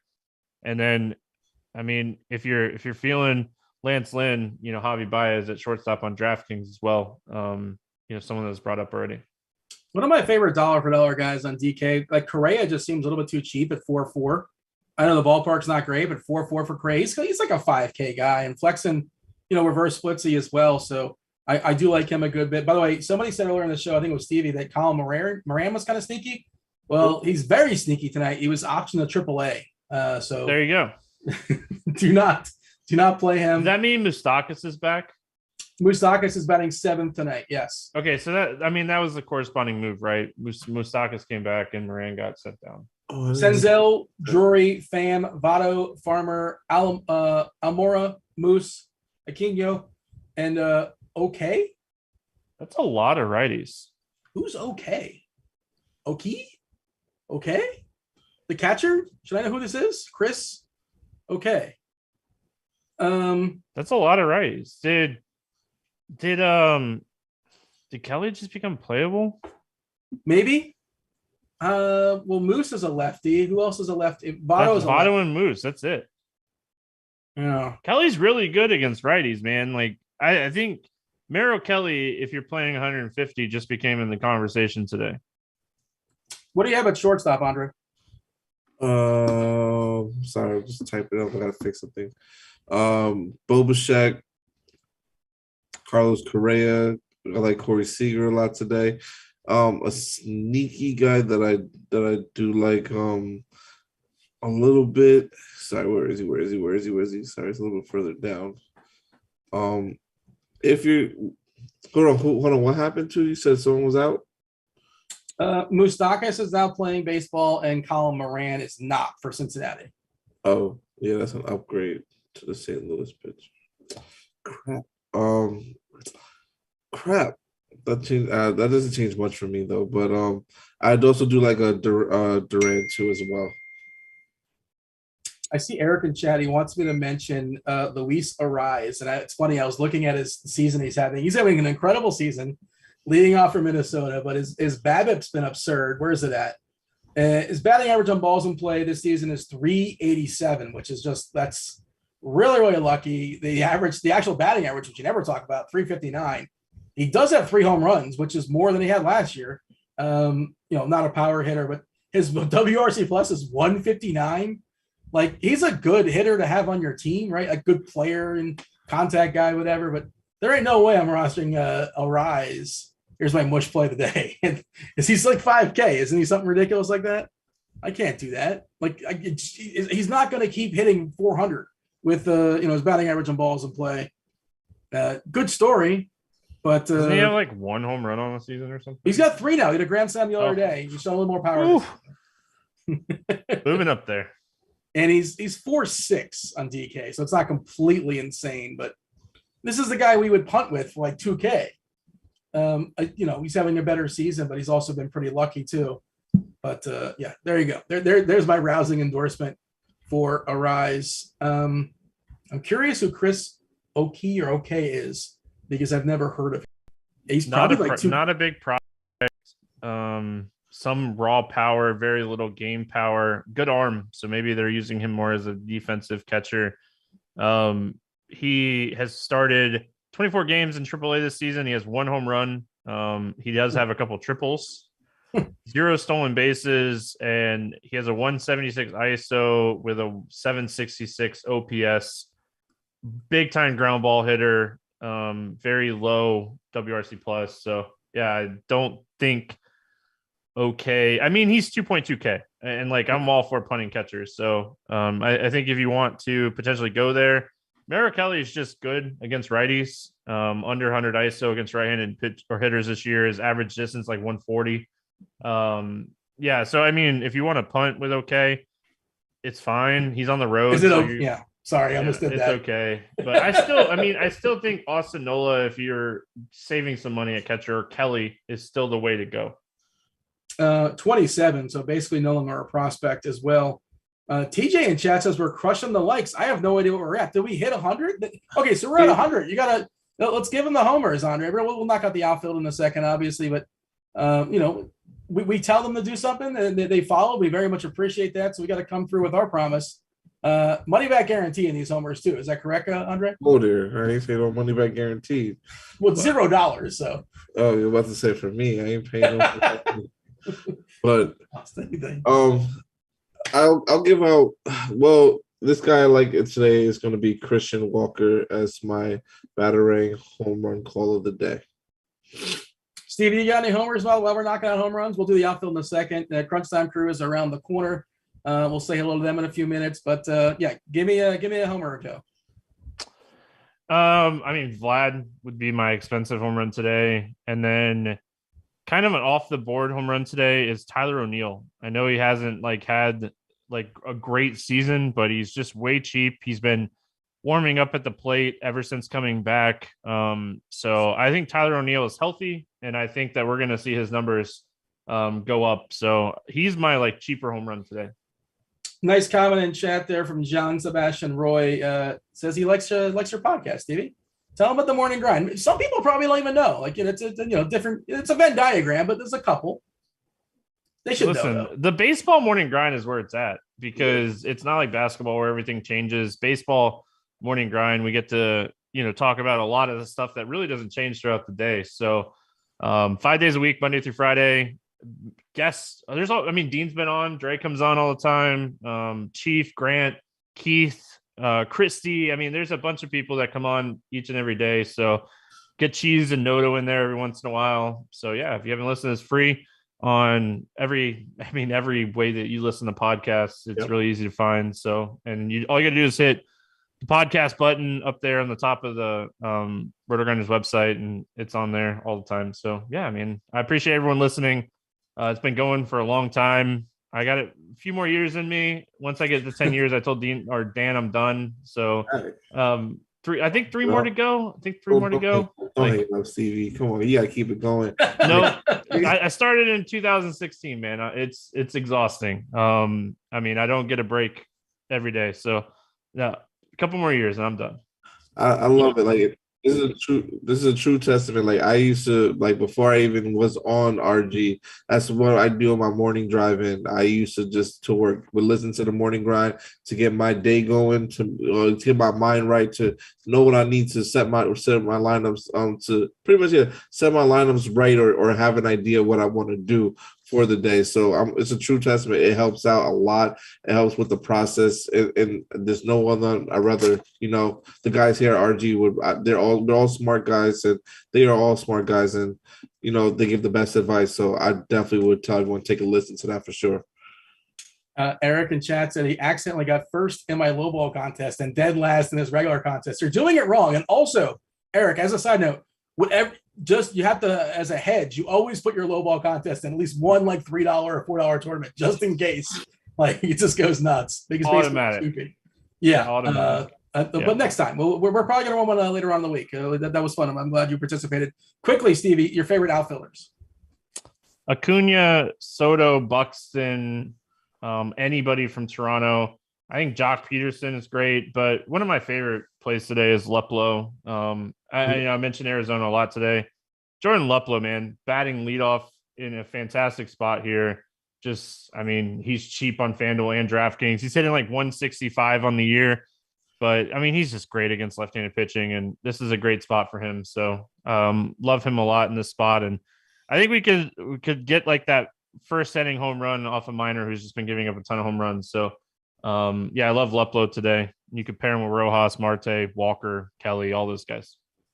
Buxton seems too cheap for a superstar on DK at 4.9K. Buxton has hit 44 home runs since his last double play, by the way, grounded in the double play, which is pretty amazing. Just a wild stat. Nothing to do with DFS, but that's just pretty crazy. I agree. Leplo is one of the cheapies out there. That's certainly worth looking at. Lane Thomas leading off versus Anderson. I don't mind that at 3K either. What do you have? Tyler Some O'Neill. of your I favorite mean, I outfielders? mentioned him with the home run call, but he's 3,300 on DraftKings today. Great weather, and Bradley just killed me, man. That chat comment was on point. I have no retort. I have no rebut. It's not. You really have nothing. Nobody's wrong. Like they're not wrong. I concede that this is disaster. You know, that's Someone in chat it said is. we just got a Marlins lineup. Yeah, Let's see. Is a studio in there? Is Rojas in there? okay. Neither one of Rojas is in there batting 7th. Okay, so Studio La Tortuga not being in there is kind of useful for Nola because he just does not strike out at all. Jazz, who nobody's going to play, by the way, you can certainly get yourself some Jazz. Cooper, Soler, Aguilar, Sanchez, Birdie, Rojas, Stallings, and De La Cruz. Do want to say hello to the Crunch Time crew. You got Chief Meteorologist Ralph. We'll talk to him in a second. We have Will. We'll talk to him in a second. We also have Dave Potts. Cheeseisgood. I have a lot of questions for Dave. We have no time, but Dave, I want to know like how Matt Carpenter Day went for you yesterday. I want to know how you felt about the Barry season finale without giving me spoilers. Unlike Kurt Dees, seriously, Kurt Dees. Oh, you haven't watched it? No, I've seen it. I just want to know if you liked it. Okay, absolutely, yes. Yeah, just phenomenal television, just amazing. I will forever be thankful to you for getting me onto that show. It's tremendous. Yeah, it's no Matt Carpenter, but other than that, it's the next best thing of the last few days. We all have one good take, and then there's my one good take to the world, Dave. But watch. Well, I mean, watch Barry. you have the stash. That's another good take. That's not a good Roth, take. Before we leave, Roth. Yeah. Seeing like mixed things all over the place today with the Cubs. Is the wind going to be across the field or blowing in? Like Weather Edge kind of has it blowing in. You kind of say mostly right to left. A couple other places have it blowing slightly out. Give us the goods, Roth. Give us the goods. Yeah, it's mostly an east wind, which would kind of be blowing in from right, but also a little bit right to left. Let me dig a little deeper on that because generally I just kind of look at like, all right, what does the hourly say? East, southeast. Okay, so blowing in from right to start the game, and then as the game goes, it will shift a little and be blowing right to left by the end of the game. So still great weather for pitching regardless. Yeah, it's definitely plus weather for pitchers. All right, I'm out. That's all I got. Okay. Dave, my dude, Chief, my dude, Roth. Let's go Lightning, baby. Let's go. Let's go, Bolts, Let's go, baby. Lightning. Let's go. Oh man, 3 That start points. tomorrow. Yes. I got Tampa Bay. Wednesday, I think. Wednesday. Yeah. Mhm. All right. Remember when the Cheese, there's one other Rangers thing- were up 2-0? Everyone was like talking smack to you, and you were like, "I don't care. This is non-issue." It was hilarious. I had people literally like telling me like it's all over, and I was like, "Do you even know hockey? Do you understand hockey? This is nothing." Listen, That's that not like goal New York happened in sports the fans third. to I got a talk little smack. nervous, and then Stamkos got that lucky like off the leg goal, and I was like, "Yep, we're going to the Stanley It's Cup, happening. baby." Yeah, that's fantastic. See you guys. Have a good Later. See ya. Yeah. All right, I'm going to save my rant. Dave, you besmirched Uncut Gems on Friday, and I was so tilted. Says the guy who's like, "I don't know if we need a new Top Gun movie." Like nobody cares about your movie takes ever again. Yeah, I mean, planes. We know what's happening. We've seen it before. Yeah, well, it's one of those. I think it's the most divisive movie. Like nobody is like, well, it was fine. Either you loved that movie or you hated that movie. No in between. Yep, that is true.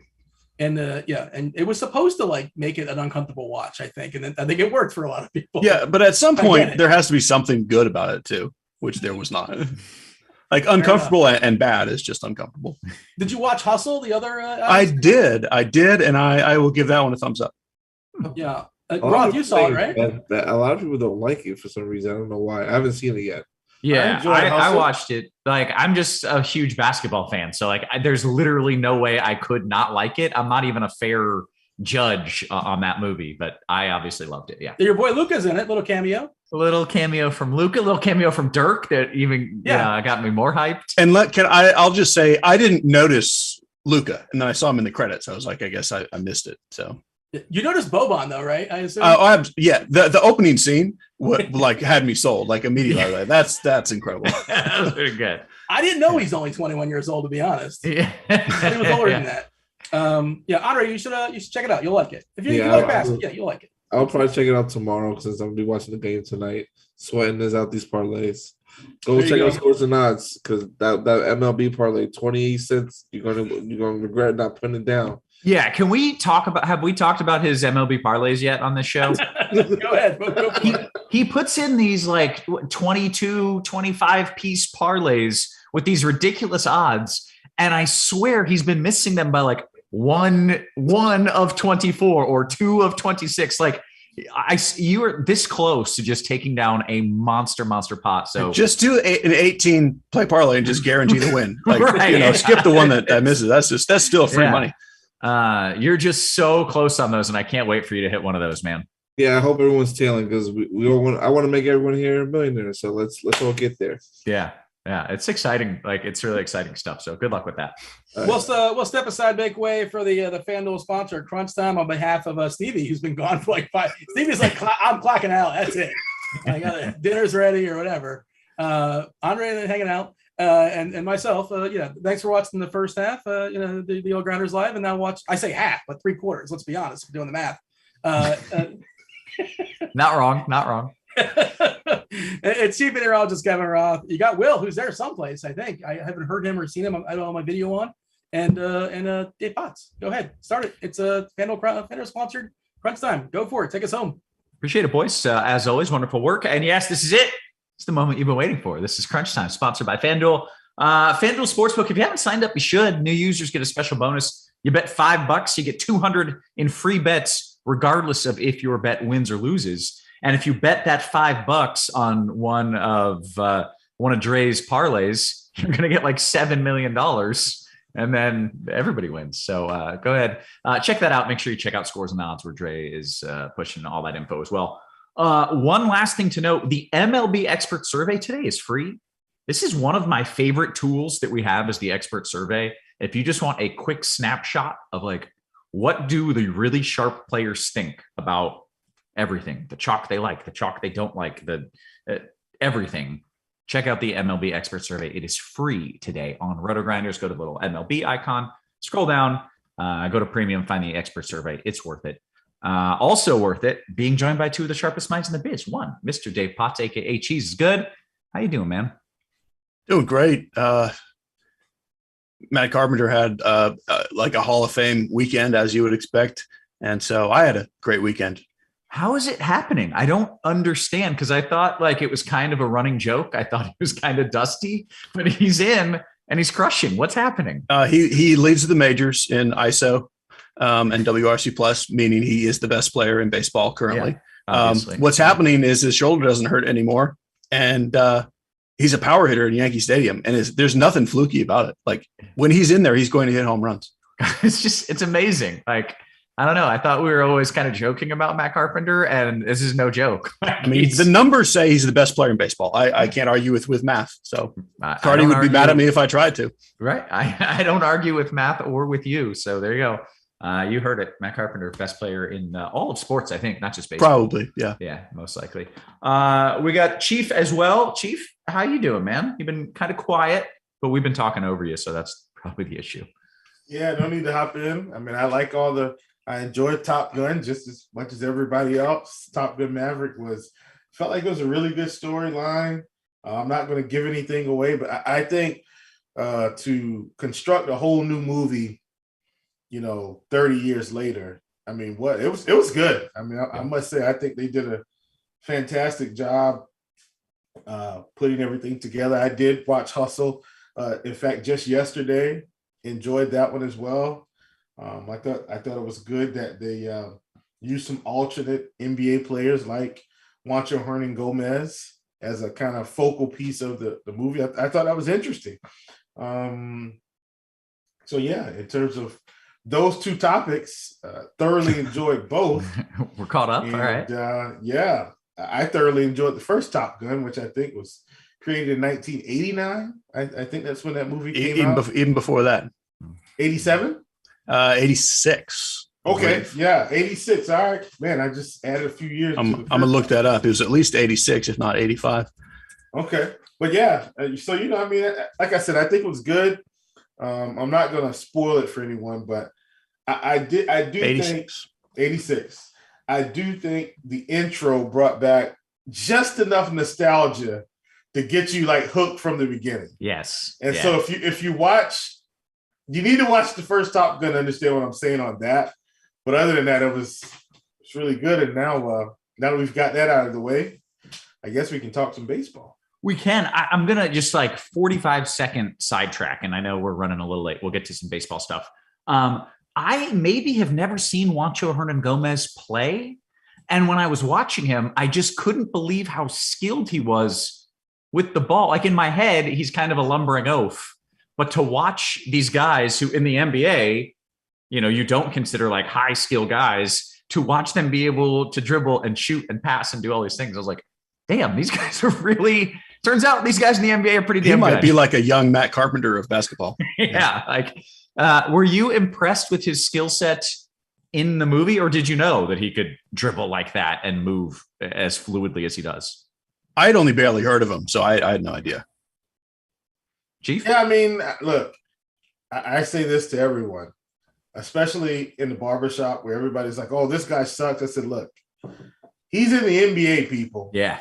Trust me. He could go to any college, any open YMCA right now and drop 100 points on everybody. Like the level of skill or the gap between a seasoned NBA vet and like, hear me out now, a seasoned NBA vet and a star college player. Trust me, there's like a huge gap. Yeah. And the college player may have more upside, but trust me, the seasoned NBA player is better. It's just how it is. And I'm saying apples to apples. I'm not saying comparing some big lumbering center to like a 6'2" shooting guard. I'm saying apples and apples, the NBA vet versus a guy coming straight in, it's going to be different, Yeah, it was fun. So, obviously people are like, hey, Kevin, he's in the NBA. Like, yes, I get it. I was just even more so than I thought. I was impressed with the skill level. Enough sidetracking here. We got to get into this game. We got to get into this slate rather. Weather concerns. Do we want a pitcher in Washington? No, that's hitters. Great. Hitters are going to be fine. No issue there. If you do want a pitcher, the better chance for a delay would be late, although, a storm could pop anytime. But play pitchers if you want it. Definitely play hitters. The other game that's more interesting is Detroit. We've got this big storm system moving through the Midwest and the Great Lakes. The storms themselves don't get there till like 11 or midnight. And as of this morning, when I looked this morning, it was like, oh, storms are getting there at 6. They're staying till midnight. This game's a wash. And models have just been all over the place trying to pin down the timing of this. So I do feel like I have a little bit of concern that, all right, models are wrong. I think you play everything in there. I think they play through some light rain. They pitch through it. They hit through it. Storms move in after the game, and it's fine. I have this yellow-orange just because of the uncertainty surrounding it. But I think the very likely outcome here is an uninterrupted game. So is that confident enough for you guys? Yep. And it's cheap pitchers where 5 innings is all you're going to get anyway, even in the best case scenario. Yeah. And then a few people asking me about whether in St. Louis, we've got some bug going on in St. Louis that's like site-wide apparently. Yeah. Yeah. So the forecast for St. Louis, if you look at Weather Edge, shows like 50-something degrees. And it is none of that. It is the best hitting weather on the slate, without a doubt. It's damn near 100 degrees. Winds are blowing out. It's humid. It is wonderful hitting weather in St. Louis. I love it. If Weather Edge wasn't down on that, or if that game wasn't broken, it would show huge bumps to bats and home runs and all that. So I love that. And then, as I mentioned off the top of the show, in Chicago, it's warm, it's humid. Winds are blowing in from right to start and then right to left as you go through the game. So it's, it's fine. I don't know. It's fine weather either way to me. That's all I've got. All right. That work? Okay. Excellent. Cheese, you want to talk us through the pitchers here? Yeah. There's a lot of really good everything. There's great high-end pitching, great high-end hitting, plenty of low-end pitching, low-end hitting. It's hard to make a bad lineup. Officially with the pitching, the chalk is Aaron Nola. I love Aaron Nola, and projections will say Aaron Nola. I feel like this is one of those, I'm supposed to tell you to play Aaron Nola while also telling you I prefer Sandy Alcantara as the high-end pitcher. I love them both. On FanDuel, just play Nola.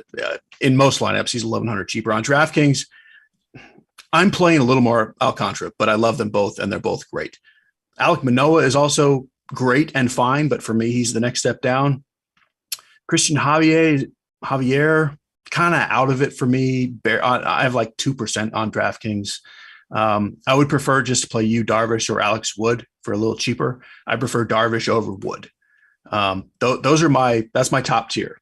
Alcantara, Nola, with Nola being the correct answer and me telling you I prefer Alcantara, and then maybe some Manoah, and then I prefer Darvish over Wood, but I like both of them.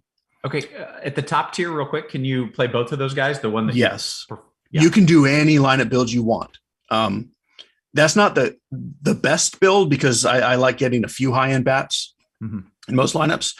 Because when we move down, so on FanDuel we got Lance Lynn at 5,500 coming back off the IL. Assume you're getting 4 or 5 innings, but he's 5,500. The whole issue is on FanDuel you don't need that salary. Like I have one lineup with him, and I used most of the salary, and I feel like I just wasted it anyway. Yeah. DraftKings, so we got Mike Minor at 4,700, who I believe will probably be the chalkiest cheap pitcher. We also have Zach Thompson, St. Louis rookie, at 4,300, and even Ronnie Garcia at 5,500. Like these are pretty decent, super cheap pitchers. Like Minor has all kinds of risk. Like he sometimes gives up 7 home runs, and we're going to be playing bats against him. But 4,700 is too cheap for a guy who's, pretty good at real life pitching. So for me, like most builds are one of Nola and Alcantara and one of Minor or Thompson with a little bit of Garcia.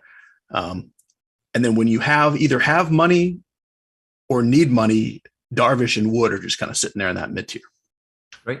Okay, Chief, you want to talk through your favorite pitching pairings and or on FanDuel, just your favorite pitcher singular?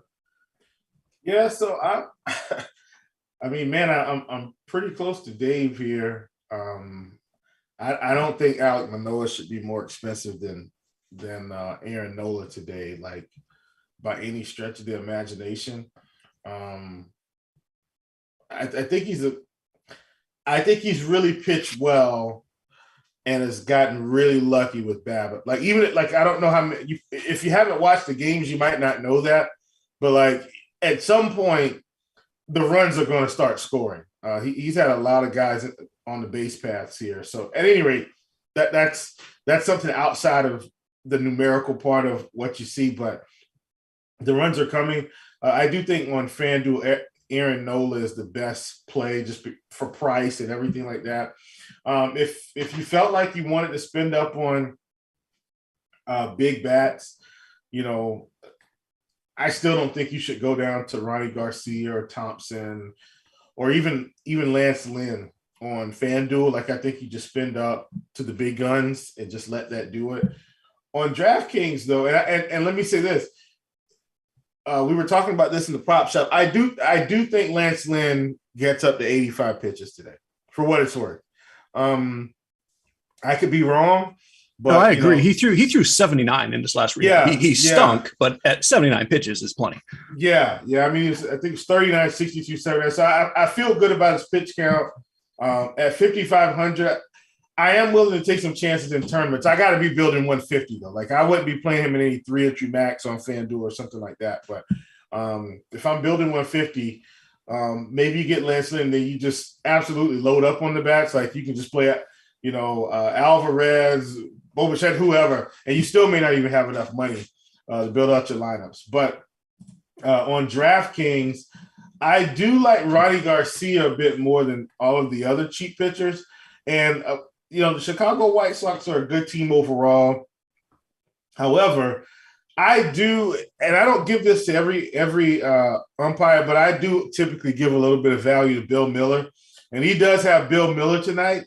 And so that got me even more excited because, in terms of the prop game, if you guys are into that, he's got a strikeout prop of 4 to 4.5 most places. And so I got really excited there. I do think, I will give him an extra bump in the strikeout category today. I think 5 or 6 is within his wheelhouse. And consider him to be so young, talking about Ronnie Garcia, you think his numbers would be all over the place. And outside of him, having a fairly low ground ball rate, I mean, he's only walking guys 6.2% at 3.69 X-Rips. He's got a 29.2% K rate. I think I trust him more than any of the other cheap guys, to be honest. So Ronnie at 55 is probably my guy on DK. Not to overlook Zach Thompson and the massive discounts you get. I mean, we're at a $1,200 discount at $4,300 for a guy that could probably go out there.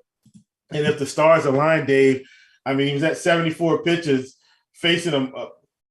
What I would consider a comparable offense today in Pittsburgh. I mean, I think you could look for something replicable if we're kind of going there. Maybe he has, one quick inning and he can squeeze in a fifth and maybe pick up 4 or 5 strikeouts. I definitely think he can get 4 today. So Zach Thompson is definitely in play, I think, if you want to load up on the bats. So that discount makes me interested. I think Ronnie Garcia has a little bit more upside, but that's just me. I think longer leash. I am giving value to Bill Miller today. And then in terms of these other guys, so like you talked about, you got Wood at 8,300. You got Darvish at 8,400. Like, I think those are the mid-tier plays extraordinaire on DK. And I'm with you. Even last night, I just wasn't enthused about Christian Javier, so he's kind of out. And then in terms of Manoah, I don't want to not play Manoah today, but I just think the price is too close to Aaron Nola for me to worry about it. Aaron Nola, I think, absolutely has more strikeout upside than Manoah today. And not just today, just in terms of his skills in general. So Nola is for sure the best play. And I'm with you on Sandy Alcantara. This is something I talked about yesterday too. And I promise I'll speed this up, Roth. I won't talk this much about the other parts. But his pitching leash seems to be the real deal. Like, he's not like 98 pitches or 93 pitches this game and then, 105. Like, he's legit going over 100, really pushing the envelope with his pitching outs. And I know that might not be completely predictable, but in my opinion, if he's anywhere around 90 pitches in the 6th, he's coming back out in the 7th. Like, that's pretty much the track we're on with him. And so if he doesn't get blown up, which I don't think he's going to, and I'm not looking at this one, but I think his ground ball rate is around 66% this season, or at least the righties it is. I'm with Dave here. The extra innings boost for Alcantara really gives him the upside, along with the strikeouts, as we know Philly can provide us with. So that's my full pitching analysis today. Didn't know I was going to talk that much, but I guess I had a lot to say since I didn't talk on the front end. And I'm done. Yeah, it's all good. All right, just a quick note here that it looks like Bill Miller is not going to be the home plate ump tonight in that game, but it is Doug Eddings, who is also an extreme pitchers ump, that coming from the one and only Mean Dean. So just a note. Oh, geez. Did they pull that on me? Hold on. Yeah, but it's still an extreme pitchers ump either way. So I feel like how did I miss that? Maybe I got it wrong. I think maybe this just happened. This just switched recently. But hey, real quick, let's get into some of these stacks. Cheese. So Bill Miller is not in the Detroit game now, they're saying? He is in the Detroit game, but my understanding is that he is not the home plate ump. Got it. Okay. So he's there, but he's not. Okay. Understood. I was like, wait a minute. All right, cool. Yep. Okay, let's talk stacks. And we got a lightning round this pretty early in the show here. So Cheese, give me your favorite stacks. Tell me exactly why it's St. Louis.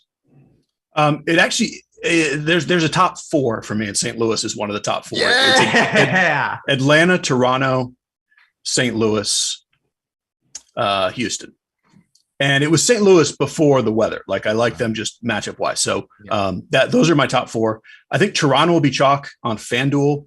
I think the chalk will be split up on DraftKings between mostly St. Louis, Atlanta, Toronto, and then a couple like Christian Walker and Jordan Luplow will chalk. But those are my top 4: Houston, Atlanta, St. Louis, Toronto. Okay. Chief, favorite stacks? I do like St. Louis today.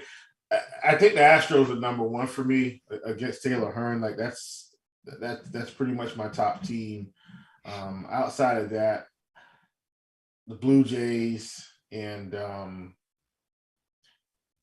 give me the Washington Nationals, who don't seem good on paper, but I just don't trust Ian Anderson right now. Okay, great. Let's go through position by position real fast here, Chief, and start us off at catcher, please. Yeah, so catcher, I mean, I don't hate Gary Sanchez for power against Chris Flexen, who's kind of reverse splits, especially on DK at 4,400. Like, he's kind of on the list for me. He's my number one guy, and I'm just going to leave it at that. Austin Nola's there at 2,800, which is great value. But I'm just going to try to get my number one guy, and that's Gary Sanchez. Okay, Cheese. Same number one guy, Sanchez. I like him on FanDuel too. Kirk is the spend up. Austin Nola and Carson Kelly are the spend downs.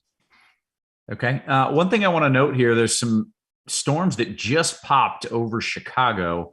I assume that game starts an hour after lock, correct? It should. Yeah. All right. So that storm's going to be gone by first pitch. A brief delay is a late start, rather, isn't out of the question there as we wait for that storm to clear out. Take us to first base. So a lot of great bats. It's Vlad, Olsen, and Goldschmidt, and then Walker a little cheaper. And there's more good bats than that, but those four guys are so great that I'm just calling that the position. Vlad, Olsen, Goldschmidt, Walker. Okay, Chief. Yeah, I'm pretty much close. The one extra guy that I did want to throw in there is Josh Bell against Anderson at 4K. I like him a lot. Okay, take us to second. Yeah, second. I don't hate Ozzie Albies here, especially when we're getting somewhat of a discount off the top guys like Altuve at 5,400. If Gray's going to struggle, it's definitely going to be to the left side of the plate. So Albies is grading out really well for me today. Like Ketel Marte, he's on the list.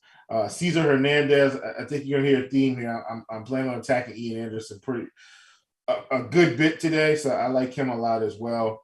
Those are some of my off-the-ball second base plays. Okay, Cheese. Yeah, on FanDuel, Albies and Marte are only 3,200, so play them. DraftKings, you might need to mess around a little bit. We got St. Louis guys. Donovan is really cheap. But even Marte and Albies are not super expensive there. So that's my preference. Okay. Take us to second or third or wherever the hell we are. Yeah. Church. Third Church is pretty loaded up top with Riley, Machado, Bregman, and Arenado. I mean, it's a similar awesome foursome to what we have at first base. Like, you can goof around, but there's no reason not to just say those four guys are the plays. Riley, Machado, Bregman, Arenado. Okay. Chief. Yeah, I am in. And once again, I am going to bounce back to FanDuel on this one. I mean, two of the top four guys are under 4K, like at 3,500 and 3,300. Like, you just play them. Okay. Well, then three of the top four, actually. Riley's even Riley, well. Yeah. All right. Let's go to shortstop, please. All right. I will have a little bit of Bobby Witt Jr. tonight. Also like Jazz Chisholm. I mean, I know we can get him at second, but Jazz is more of I'm paying up to be a little bit different. So that's kind of where I am there. And then after that, it gets really, really weird. Like, I really don't want to spend down too much, but Bobby Witt's there and Jazz. Those are kind of my top two contrarian guys. Brandon Crawford, if you want to get different, just to kind of say we think he'll score some fantasy points on FanDuel at 3,300. But I don't like him better than Witt or Jazz. Okay. Cheese. Bichette's the chalk. And I like it as chalk. And then Swanson in Brave stacks. As far as a one-off, I like Corey Seager instead of those guys. I like Pena. And then the cheap guy that I like is Ha-Seong Kim. Okay. That brings us to the outfield. It's always great up top. It's not better than first and third, but it's similarly loaded and there's more spots. Acuna would be the top guy. Buxton is my other top guy. Springer and Teoscar are both great. Teoscar on FanDuel is super cheap. Juan Soto will be kind of the overlooked superstar that I'm sure Will like. Jordan Luplau will be chalky on DraftKings, even on FanDuel, but yeah, he's kind of the chalky cheap guy. 25. Who's 21? And then Tyler O'Neill is the other, just on DraftKings, 3,300, way too cheap. Okay. Chief? Yeah, I mean, I love these guys from Houston, these Houston lefties. Tucker Alvarez, which is why I'm so interested in these cheap pitchers, because I do want both of them today in the outfield. I think they can give Taylor Hearn some problems. And the other thing is it's lefty. Nobody's going to be as intrigued as I am in this, Nobody other than me and you. Well, yeah, let's go with that. I like it, Dave. But yeah, those people, those two guys, Tucker, Alvarez, really at the top of my list today. And then, we come down. I like Max Kepler a lot against Chris Flexen at 4,700. This could be a really, really good spot for him. You talked about, what's my guy here? His name is eluding me, Juan Soto. I like him a lot as well, of course, against Ian Anderson. And I'm just going to leave it at that. Okay, great. Let's talk about your favorite stack. You're playing one stack to win it all. Cheese. Honestly, it is St. Louis. Yeah. It's close. The top four, throw them any way you want. Okay. Chief, it's I already know for you, it's Houston. Correct. Yeah. All right. Let's take some real quick. We just had a tornado warning on the storm upstream of Chicago. There's only one storm. It should be moving in right around first pitch, clearing shortly after, and then being done with. I don't think you do anything about it. I think you just sit there and say, all right, they're just going to late start and be fine. But I feel like I got to tell you that. Good news there. Like Darvish is pretty popular. If you're playing Darvish, you have direct pivot to Alex Wood later. So worst case scenario, you still have a pretty good pitcher if you need to pivot. Okay, that's good to know. Right, because it doesn't start yet. Yeah, I don't know. Models have been so crappy today. Like I'm telling you, like you look at forecast models, 1 hour and everything's good. The next hour, all hell's breaking loose. The next hour, everything's good. It's just, I don't know. It feels like one of those days where something's going to go poorly. But anyways, I would not get off Chicago for now. Just to be clear, I think it's going to be okay. Let's take a few QQs before we hit the lock here. Scrolling up just a little bit. Oh, we got somebody say, hey, any home run picks tonight? Everybody give your home run picks. And he says, also, Roth, include yours this time.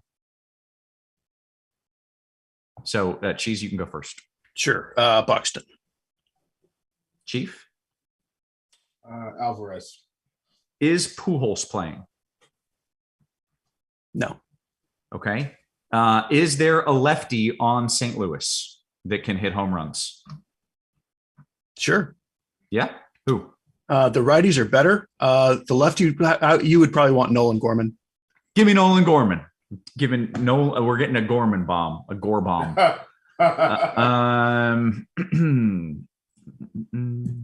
Scrolling down. Okay, FanDuel GPP. Chief, you want Michael Harris and Aaron Nola or Buxton and Garcia?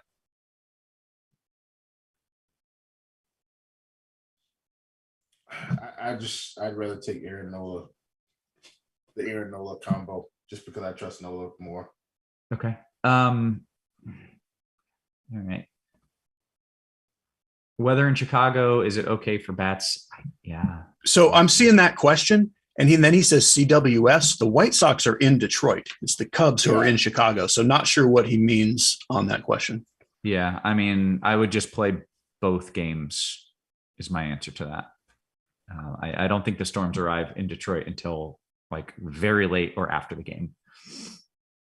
Who's your favorite Brave besides Acuna? I have that feeling, Cheese. Olsen. I have this feeling something's going to go horribly wrong. Like we're going to get a postponement out of a freaking green tonight. Will we get it before lock of that game? I have no idea. I don't even know what the hell game it's going to be. Yeah. I mean, the Braves are kicking. That game starts at Washington in about 6 minutes. You think they're going to cancel it? No, hell no. No, sorry, not Washington. Oh, sorry. I heard. You know what I'm saying? My brain yeah, was like, it was a poor timing to say say that. Poor timing to say that. My bad. I was answering favorite Brave question. That's Matt Olson. Yeah. All right. Mark, DKGPP, single entry, Vlad or Goldschmidt stacking Toronto and the Cards. Cheese, who do you like? Goldschmidt. It's Goldie. Come on. It's Goldie. DK Cash. Chief, you want Knitzer as a punt to catcher? Okay. If you're going double aces. I don't ever hate a punt catcher per se. So I guess the answer is yes. Okay. Crazy Kook says, is Darvish okay in Chicago? Yeah, I think they're just going to late start it probably and play. Yes. And my answer is yes. Pirates seem to be popping a bit in a DK GPP. Is that too cute? Cheese? They're on the board really far down. I have like 2 out of like 60. So if that helps you. Okay, great. San Fran's growing on me. Apparently, people there don't like it when you say San Fran. So let me reevaluate. San Francisco is growing on me in GPPs. Is that crazy, Chief? Is that crazy? I don't think it's crazy. I mean, their strikeout rates are fairly low across the board, but I'm not heavily invested in San Francisco for what it's worth. Okay. Cheese, FanDuel Cash, Kirk Albies, or Springer Donovan? Springer Donovan. Aside says, Chief, what are your thoughts on a Pirates mini stack in FanDuel Cash going Hayes Chavez there? No, not in cash. Okay. All right. Cheese, how about some Detroit? They are the inventors of cheddar cheese. Baez, Meadows, Cabrera, 3 men on FanDuel. Lance Lynn is a has-been. He's going to take one off on the chin and toss it in the bin. Personally, I don't have any Detroit, and I have a lot of lineups. But I mean, sure, it's not. Yeah, you're allowed to. I'm not doing it at all. This is great work. Lance Lynn, 3 strikeouts in the first inning. Just for that. Now he's a has-been. He's going to take one on the chin and toss it in the bin. That's great work, Rocky. DK Cash, Chief, you want George Springer, Matt Olson. George Springer and Matt Olson, or Byron Buxton and Vlad Guerrero? Ooh, give me Springer Olson. Okay. Beaner, Cheese, no site listed here. Luplau or Gurriel Jr.? So Luplau is the answer and also the chalk. So that depends on your needs there. Okay. BHB, DK Cash, 3v3. Chief, you want Contreras, Olson, Kim, or Knizer, Guerrero, and Bichette? Contreras. I'm assuming they're talking about Wilson Contreras from the Cubs. Probably. No. Well, no, it's Contreras. The Atlanta one's not playing today. Yeah. So Contreras, give me that one more time. Yeah, Contreras, Olson, Kim, or Knizer, Guerrero, and Bichette.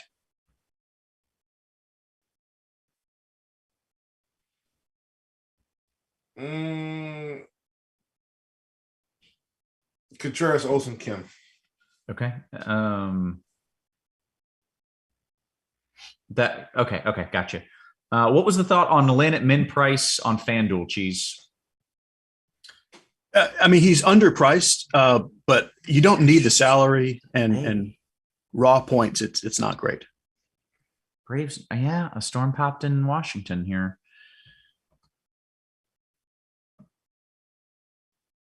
You're fine in Washington. You're fine in Washington. Okay. Just cool. It's just going to be a quick storm.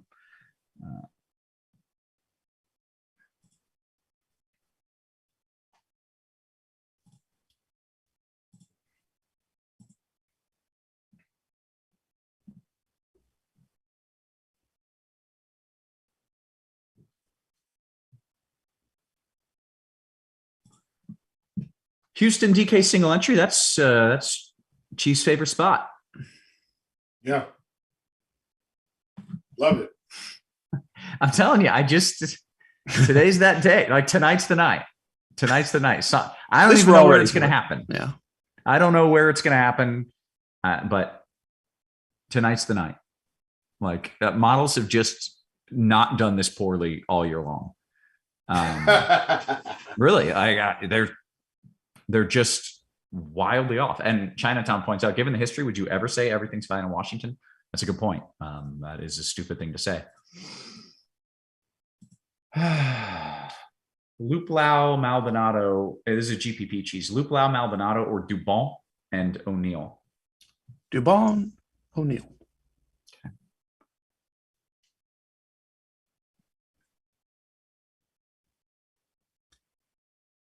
You know what's good to calm the nerves, Roth, and what I have coming up tonight? Some apple pie. Some apple pie with vanilla ice cream. Oh, yeah, Dave, I had that over the weekend twice. It's great. It's great stuff. Obviously, it's a mate, Dave. You know, I mean, man, I don't know. I think we both grew up in the South. We just cut from a similar cloth here. I'm telling you, it's something. That sounds pretty good to me. Is the Texas Dome open? I assume it's not because it's 105 degrees in Texas today. So as far as I know, it's closed, although that's not really that far. Right. My knowing of it. You got to go to Ranger Blake at Ranger Blake. He'll let you know. He generally lets you know, but he doesn't anymore. So never mind. It's 100 plus degrees in Texas, so they're going to close the roof. We'll leave it there. DK GVP last minute, Horner or Crawford at short? Chief? Crawford. And there are two Crawfords playing shortstop. There's a Brandon and a JP. I like them both better than Horner, but there are two of them. Is the Arizona roof open? It's 114 degrees, so I assume not. I don't know. It's going wrong somewhere tonight. I love this. I'm having a great time. It's not. And it's not but so what's anyone. great now, like if something goes wrong and it ruins my lineup, I'll still get a chuckle out of it. Yeah. So like, it's great. It's just been that day where like you look at every hour, forecast models are just doing this and then they're doing that and then they're back here. It's just been, they just don't know what the hell's going on.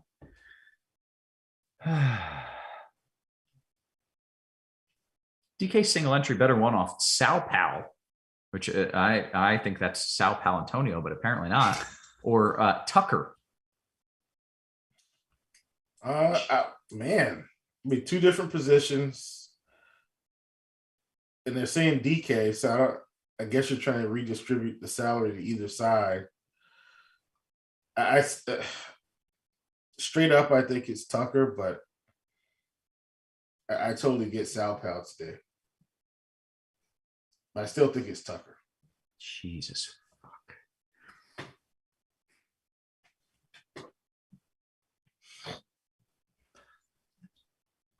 I'm having a glorious time. I don't know. All right. Well, I mean, I don't know. Tonight's going to be a stressful night. We're going to be watching Washington for an hour.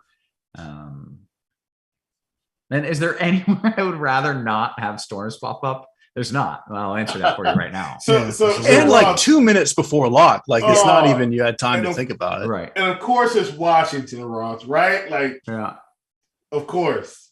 Yeah. All right. Chalky Braves and Chiefs, one of Chiefs' favorite sneaky Nationals.